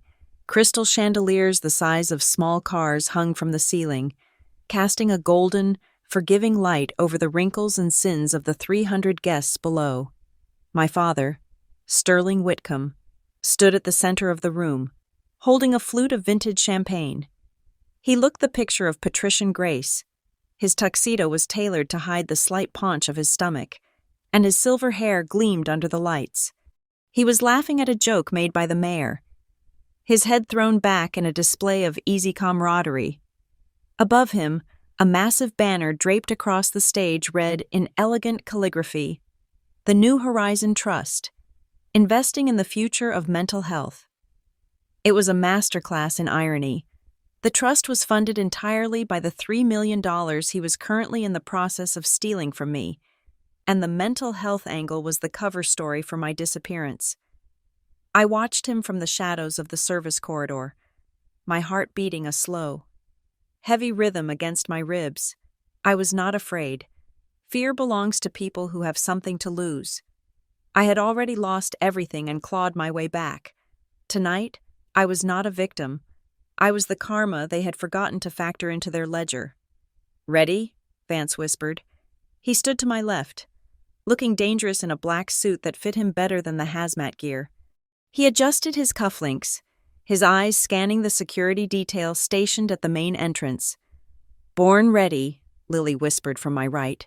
She was trembling slightly, but not from fear. She was vibrating with adrenaline. She held a tablet clutched to her chest like a shield. Let's go, I said, inside the ballroom. The noise was a dull roar of polite conversation. I could hear my mother's voice cutting through the din. Victoria was holding court near the ice sculpture, speaking to the wife of a federal judge. "Oh, it is tragic. Really," Victoria was saying, her voice pitched to a perfect frequency of sorrow. "We did everything we could, but Georgia has always been troubled. We sent her to a clinic in Switzerland. Ideally, the mountain air will help her find some peace. She is very grateful. Of course, she wrote us a lovely letter just yesterday." The judge's wife patted Victoria's arm sympathetically. "You are a saint, Victoria. Most families would have given up." "Well," Victoria sighed, sipping her drink. "Family is family." That was my cue. I nodded to the two large men Vance had hired, bouncers from the South Side bar who owed him favors. They gripped the handles of the massive double doors. With a synchronized heave, they threw the doors open. The heavy wood slammed against the stoppers with a sound like a thunderclap. The noise cut through the ambient chatter instantly. Heads turned. The string quartet in the corner faltered and stopped playing. The silence that descended was absolute, heavy, and suffocating. I stepped into the light. I was not wearing the gray jumpsuit of Serenity Hills. I was not wearing the rags of the underpass. I was wearing a dress that Lily had commissioned from an avant-garde designer in West Loop, who owed her a favor. It was silk, floor-length, and the color of fresh arterial blood. It was backless, structured to look like armor, with a slit that ran up to my thigh. It was a dress designed to make people stare. It was a dress designed to make my parents terrified. I walked forward. The sound of my heels on the marble floor echoed like hammer strikes. Click, click, click. The crowd parted. It was the Red Sea parting for Moses, but fueled by shock rather than divinity. I saw the faces of people who had ignored me when I was homeless. I saw the banker who had refused my calls. I saw the friends who had deleted my number. Now, they couldn't look away. They stared at me with a mixture of awe and confusion. Sterling froze. His champagne glass stopped halfway to his mouth. The color drained from his face so rapidly, he looked like a wax figure. His eyes bulged. He looked at me, then at the doors, expecting guards, expecting doctors, expecting anyone to stop this nightmare. But the guards were confused. They saw a woman who looked like she owned the hotel, flanked by a lawyer and a tech mogul. They hesitated. And in high society, hesitation is permission. I walked straight to the stage.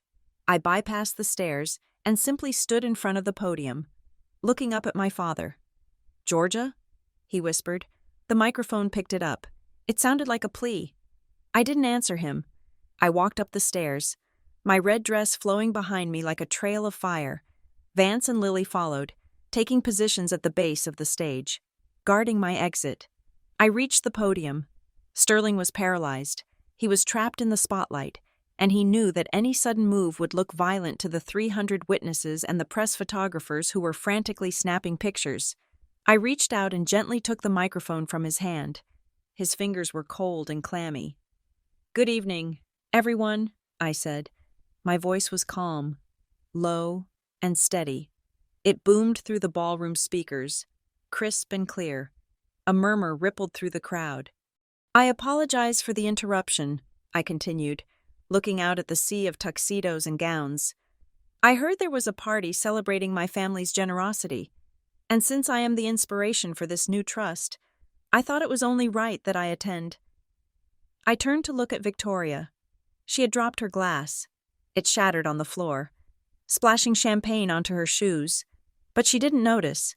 She was staring at me with pure, unadulterated hatred. "My mother was just telling you about my trip to Switzerland," I said, offering a cold smile to the room. "The mountains are beautiful this time of year. Or so I hear. I wouldn't know. I have been in Chicago the whole time." Sterling finally found his voice. He stepped forward, trying to block me from the audience, trying to use his physical bulk to intimidate me. "Ladies and gentlemen," he stammered, his smile twitching violently. "My daughter is unwell. She has escaped from her care facility. She is having an episode. Please, bear with us." He grabbed my arm. His grip was hard, bruising. "Get off the stage," he hissed in my ear. "Get off the stage or I will kill you." I didn't flinch. I looked at his hand on my arm, then looked up at the crowd. An episode, I repeated into the mic. That is what they call it. When a woman refuses to be a victim, she is having an episode. When a daughter refuses to let her parents embezzle $3 million from her, she is crazy. Security! Victoria screamed. She was running toward the stage now, abandoning all pretense of grace. Security! Grab her! She is dangerous. She has a weapon. 2 security guards started to move forward. Pushing through the crowd, Vance stepped in their path. He didn't raise his fists. He simply held up a badge. A fake one. But in the dim light, it looked official enough to make them pause. Stand down, Vance commanded. This is a federal matter. She is insane, Victoria shrieked, clawing at the edge of the stage. Her face was twisted, ugly, the mask completely gone. Someone call 911. Call the police. Get this maniac out of here. I laughed. It was a genuine laugh. It echoed through the ballroom, chilling the room. Yes, I said, looking down at my mother. Please, call 911. Call the police. Call the FBI. In fact, I insist upon it. I looked at the cameras flashing in the back of the room. I looked at the mayor, who was watching with his mouth open. My parents want you to believe I am mentally incompetent, I said. They want you to believe that they are the saviors. They want you to donate to this trust. But I think you deserve to know where your money is actually going. And I think you deserve to know what kind of people Sterling and Victoria Whitcomb really are. Sterling lunged for the microphone. Cut the sound! Cut the damn sound! I stepped back, dodging his grasp. Lily, I said. Lily, standing at the foot of the stage, tapped her tablet screen. Now, she said. The massive LED screen behind me, which had been displaying the logo of the New Horizon Trust, flickered. The polite blue background vanished. The screen went black for a heartbeat. Then, pixel by pixel, a new image resolved. It was grainy, black and white, shot from a low angle. It was the interior of my penthouse. The sound system popped, and then audio flooded the room. Not the polite jazz of the quartet, but the sharp, clear voices of my parents. On the screen, giant versions of Sterling and Victoria stood over a woman slumped on a sofa. Sterling's voice boomed through the Ritz-Carlton speakers. Just sign here, and then you can sleep. The crowd gasped. Victoria's voice followed, dripping with venom. I told you, Sterling, we should have done this 2 years ago. Look at her. Filthy. On screen, the woman, me, fumbled with a pen. Victoria continued. You thought you could outsmart us? You thought Lily's money made you special? Money requires class, Georgia. And you are just street trash. Trash is always trash. I watched the faces in the audience. The shock was visceral. Hands covered mouths. Eyes went wide.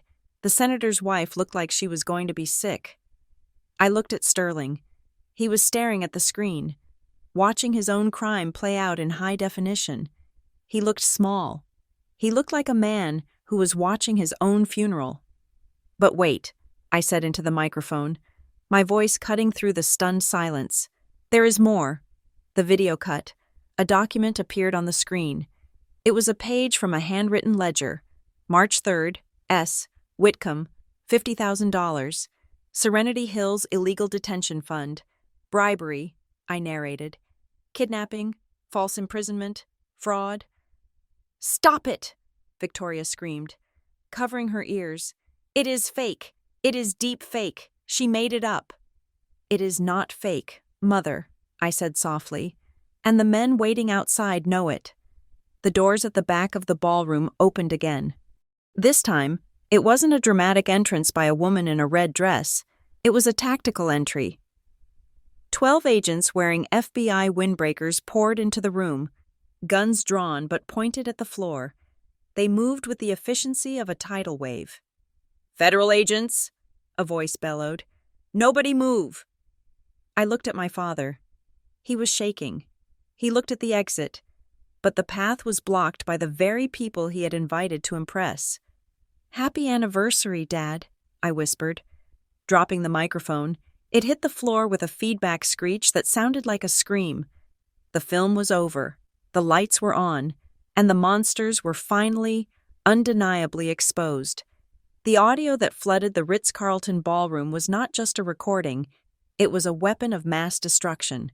Victoria's voice, amplified by the concert-grade speakers, was shrill and unmistakable.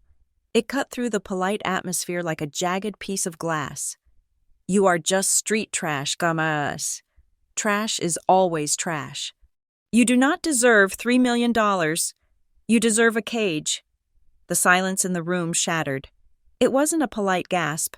It was a collective intake of breath that sounded like the air being sucked out of an airlock. 300 heads turned from the screen to the stage, and then to Victoria, who was standing near the ice sculpture, her face a mask of absolute horror. Then came Sterling's voice, booming with the arrogance of a man who believed he was a god. "We need to make sure your assets are protected. You are not in a state to handle money right now." Then the visual shifted. The video of the penthouse faded, replaced by a static, high-resolution image of a document. It was a medical file. The header read, "Dr. Arrington. Psychiatric evaluation." The diagnosis read, "Acute schizophrenia. Patient is nonverbal and violent." Next to it, Lily projected a time-stamped video from the same day, showing me sitting calmly in my kitchen, drinking tea, and reading the Wall Street Journal. The contrast was undeniable. The diagnosis was a fabrication. "Oh my God," a woman in the front row whispered. It was Mrs. Vanderveer, the biggest donor to the hospital board. She covered her mouth with a gloved hand, her eyes wide with revulsion. "They lied. They lied about everything." Sterling was vibrating. He looked like a boiler about to explode. He took a step toward me, his hands balled into fists, but the image on the screen changed again. This time, it was a spreadsheet. It was the New Horizon Trust financial breakdown. "Look closely," I said into the microphone, my voice calm amidst the rising storm. "You are all here to donate to a new charity, but if you look at the routing numbers, you will see that the New Horizon Trust is a shell company registered in the Cayman Islands, and the sole beneficiary isn't a hospital. It is a private debt consolidation firm owned by a man named Sergey." The crowd erupted. This was no longer a family drama. This was a felony in progress. Men in tuxedos began shouting. The mayor turned to his aide, barking orders to get his car immediately. The press photographers, who had been politely snapping photos of gowns, were now in a frenzy, their flashes strobing like lightning, capturing the sweat pouring down Sterling's face. "Lies!" Sterling roared. He looked at the crowd, desperate, pleading. "She hacked the system. It is a deep fake. She is trying to ruin me." He realized that words were failing him. He realized that the narrative he had carefully constructed for 30 years was dissolving in seconds. He looked at me, standing there in my red dress, the living proof of his sins. He snapped, with a roar that sounded more animal than human. Sterling lunged. He charged up the 3 stairs of the stage, his eyes fixed on my throat. He didn't care about the cameras. He didn't care about the police. He wanted to silence me. He wanted to crush the truth with his bare hands. I didn't move. I didn't flinch. I watched him come, but Vance was waiting. As Sterling reached the top step, blindly reaching for the microphone stand to swing it at me, Vance stepped out of the shadows. He moved with a fluidity that belied his rumpled appearance. He didn't punch. He didn't strike. He simply stepped into Sterling's momentum, grabbed his lapel and his sleeve, and pivoted. It was a perfect judo throw, executed with the precision of a surgeon. Sterling's feet left the ground. He flew through the air in a clumsy arc of flailing limbs and expensive fabric. He hit the stage floor with a bone-jarring thud that echoed through the microphone I was still holding. The crowd screamed. Sterling groaned, trying to push himself up. But Vance was already there, placing a knee gently but firmly on his shoulder, pinning him to the floor. I walked over to where my father lay. I looked down at him. He looked up at me. wheezing, his face purple with rage and humiliation. I crouched down, bringing the microphone close to my lips, so even his ragged breathing was audible to the room.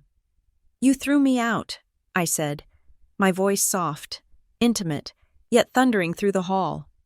"You threw me into the snow because I wouldn't sign a fraudulent tax document. You let me starve for 2 years. You tried to lock me in an asylum to pay your gambling debts." I leaned closer. "I didn't do this to you, Dad. I just turned on the lights. You did this to yourself." Sterling spat at me. It landed on the hem of my red dress. "You ungrateful bitch," he wheezed. "I made you. And now I have unmade you," I replied. "Fair is fair." The doors at the back of the ballroom burst open again. "National Bureau of Economic Crimes. Nobody move." This was the real hammer. The 12 agents who swarmed into the room wore jackets emblazoned with NBEC. They didn't look like the local beat cops. They looked like accountants who carried assault rifles. Agent Miller, a man with a jaw like a granite block, marched down the center aisle. Pushing aside a stunned waiter holding a tray of champagne, he walked straight to the stage. "Sterling Whitcomb," Miller announced, his voice carrying over the chaos. "Victoria Whitcomb, I am arresting you for wire fraud, securities fraud, kidnapping, and conspiracy to commit money laundering." Vance stood up. Brushing off his suit jacket, he smiled at Miller. "Took you long enough. Agent, did you enjoy the show?"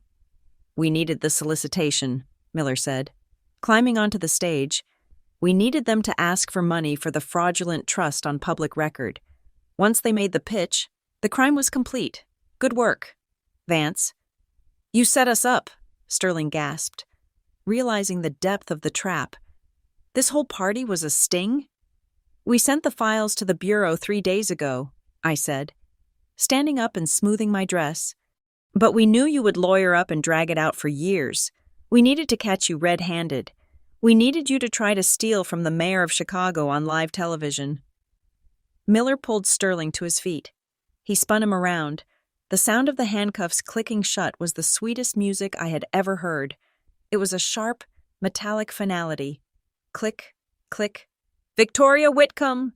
Miller shouted, pointing to the floor. Victoria was trying to sneak away.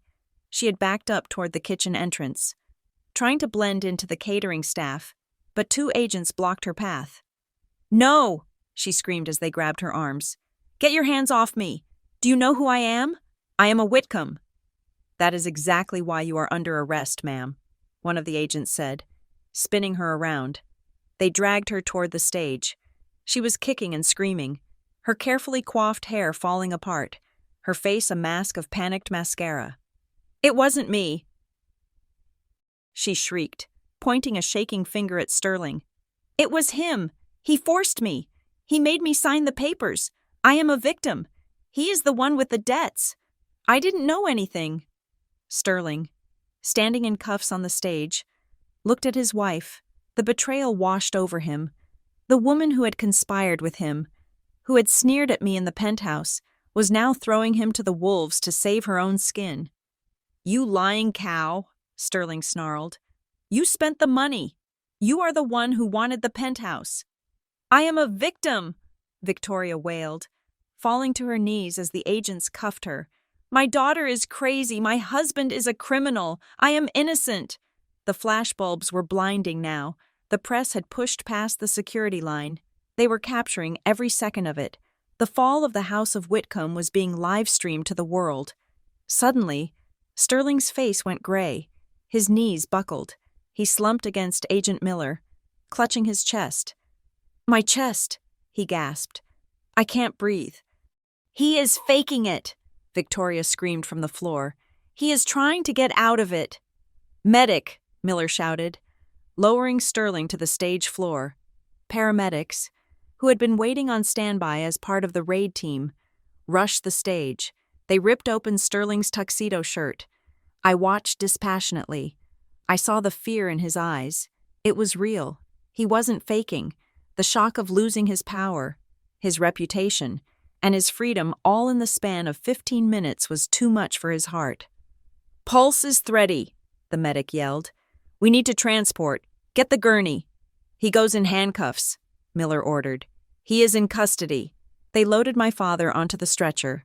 He looked at me one last time as they wheeled him past. His eyes were glassy, confused. He looked like a child who had been caught stealing candy, unable to understand why the punishment was so severe. "Why?" he mouthed. I looked at him, then at the camera that was zooming in on my face. "Because you forgot," I said.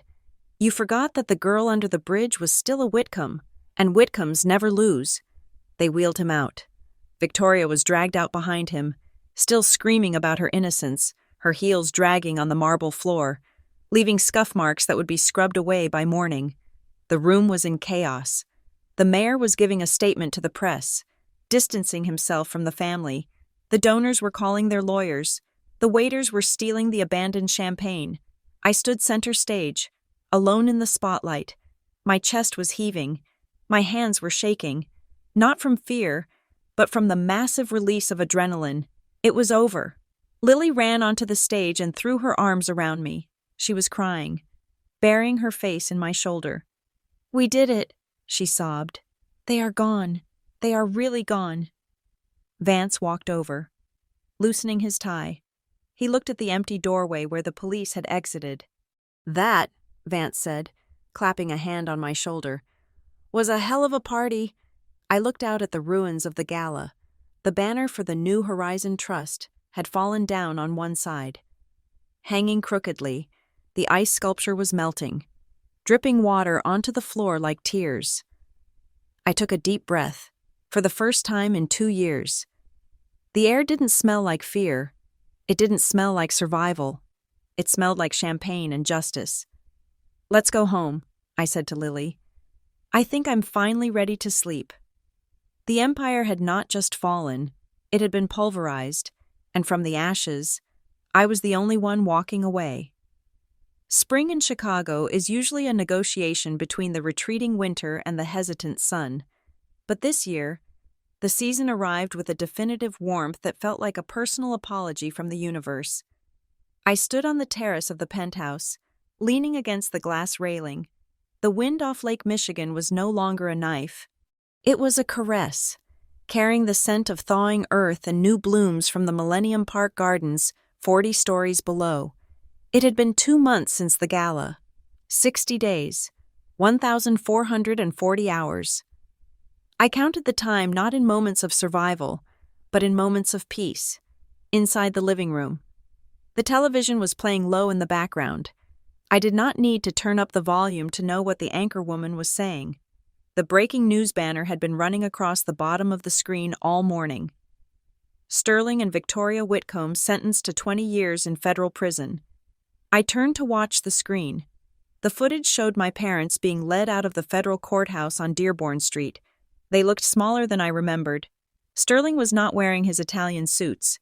He was wearing an orange jumpsuit that hung loosely on his frame. His silver hair, usually perfectly coiffed, was thinning and unkempt. He looked at the ground, defeated. A man whose heart had given out on him not medically, but spiritually. The moment the handcuffs clicked shut, Victoria walked behind him.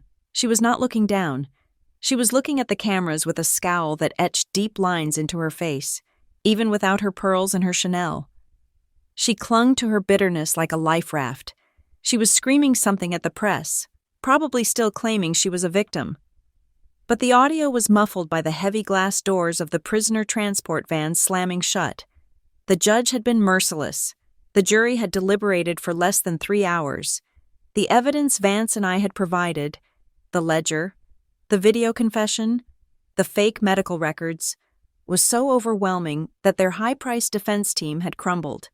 They were convicted on all counts: wire fraud, money laundering, kidnapping, false imprisonment, and conspiracy to commit medical malpractice. 20 years. They would be in their 80s when they saw the sky without a fence again. I sipped my coffee. I waited for the pang of guilt. I waited for the daughter in me to feel sorry for the parents who raised her. I searched my heart for pity. I found none. I turned back to the city. The skyline glittered in the morning sun. It was a beautiful view. but for the first time, it didn't feel like I was looking down on the world. It felt like I was part of it again. The Whitcomb empire was gone. The assets were being liquidated by the federal government to pay back the investors they had defrauded. The lake house, the fleet of cars, the art collection, and the stocks were all on the auction block. Lily and I had signed legal waivers refusing any claim to the estate. We did not want a single cent of that dirty money. It was blood money, squeezed from the lies they had told and the lives they had ruined. I heard a soft woof from inside the apartment. I smiled and whistled. "Come here, boy." A scruffy, wire-haired terrier mix trotted out onto the balcony, his nails clicking happily on the tiles. He had one ear that flopped over and a tail that never stopped wagging. This was Lucky, 3 days after the gala. Once the police statements were finished and the adrenaline had faded, I had done the one thing that confused everyone. I put on a pair of jeans and a hoodie, hired a car, and went back to the I-90 underpass. Vance thought I was crazy. Lily thought I was having a trauma response. But I wasn't going back to relive the nightmare. I was going back for a friend. I found him curled up behind the concrete pillar where I used to sleep. He was thinner than I remembered, shivering in the damp cold. He was the stray dog that had shared my half-eaten bagels when I had nothing. He had growled at strangers who came too close to me while I slept. He was the only living thing that had shown me loyalty when I was invisible. When he saw me, he didn't bark. He just stood up and wagged his tail. Recognizing my scent, I picked him up, wrapped him in a blanket, and took him home. Now, he ate organic chicken and slept on a memory foam rug that cost more than my first car. He was living the American dream. Lucky sat beside me, leaning his warm weight against my leg.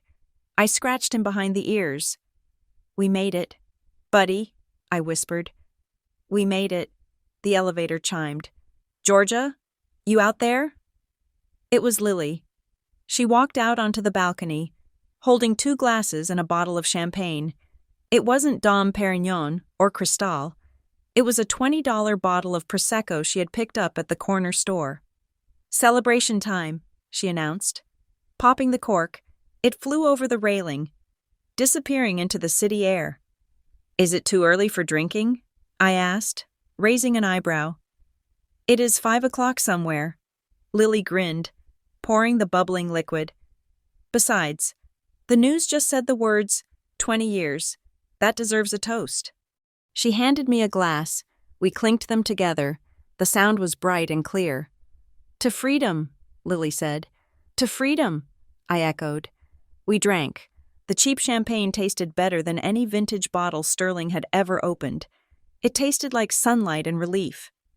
Lily leaned against the railing next to me. She looked different, too. The tension that used to carry in her shoulders was gone. She was wearing a t-shirt and jeans, her hair in a messy bun. She wasn't the billionaire tech genius right now. She was just my little sister. "I have news," I said, setting my glass down. "Oh, no," Lily teased. "Are you running for mayor? Because I think you could win after that speech at the Ritz." I laughed. "No politics. I am done with sharks." I walked over to the patio table where a set of blueprints was rolled out. Held down by a paperweight, I unrolled them. "I finally decided what to do with the check," I said. $3 million. The money Lily had given me. The money my parents had tried to destroy me for. It was still sitting in my account, untouched. I had been living off the interest and the dividends from the investments Marcus had set up. I hadn't spent a dime of the principal. It felt too heavy to spend on clothes or cars. It needed a purpose. Lily looked down at the blueprints. Her eyes widened. It was a design for a multi-story residential complex, but it wasn't a luxury condo. The design included communal kitchens, counseling offices, a medical clinic, and a job training center. "The Shelter," Lily read the title at the top of the page. "It is going to be a high-end transitional housing facility," I explained, "for people who have fallen through the cracks. Not just a bed for the night, but a home. 6 months of rent-free living, legal aid, mental health support, and career placement. We are going to treat them like guests. Not inmates, high-thread count sheets, hot showers, dignity. I pointed to the legal wing on the map. And this, I said, is the office for the Whitcomb Legal Defense Fund. It is a pro bono firm dedicated to helping victims of financial abuse and conservatorship fraud. We are going to help people fight back against the families who try to silence them. And let me guess, Lily smiled. You hired Vance. He is the executive director. I nodded. He got his law license reinstated last week. The Bar Association was very impressed with his work on the Whitcomb case. He is already setting up shop. He says he wants to sue every corrupt guardian in the state of Illinois. Lily looked at me, her eyes filled with tears. Mom and Dad would hate this, she said softly, using their money to help the people they despised. That is the point, I said. This is the new legacy. The name Whitcomb isn't going to mean fraud anymore. It is going to mean hope. Lily hugged me. It was a fierce, tight hug. I am so proud of you, Georgia, she whispered. We stood there for a long time, watching the city breathe. I thought about the journey. I thought about the cold nights. I thought about the fear. It all seemed like a different life now. A story that happened to someone else, but it had happened to me, and it had forged me. I realized then that family isn't about whose DNA you share. It isn't about bloodlines or last names. Family are the people who show up when you are broken. Family are the people who hand you a key when you have nowhere to go. Family is a sister who never stopped looking. Family is a disgraced lawyer who risked his freedom to help you. Family is a stray dog who kept you warm. I picked up the blueprints and rolled them up. So, Lily said, wiping her eyes, when do we break ground? Next month, I said. But first, I have a meeting with the architect, and then I think I need to take Lucky for a walk. Can I come? Lily asked. Only if you bring the rest of the bottle, I said. We laughed. It was a sound that belonged to the future. I looked out at the horizon one last time. The sun was high now, bathing Chicago in gold. I wasn't shivering anymore. The ice in my veins had melted. I wasn't the girl under the bridge. I wasn't the victim in the penthouse. I was Georgia Whitcomb, and I was exactly where I was supposed to be. I was home. Thank you so much for listening to this story. Please comment below and let me know where you are listening from. I would love to connect and hear your thoughts. Don't forget to subscribe to BitterSweet Drama Stories, like the video, and hit the hype button to help this story reach more people.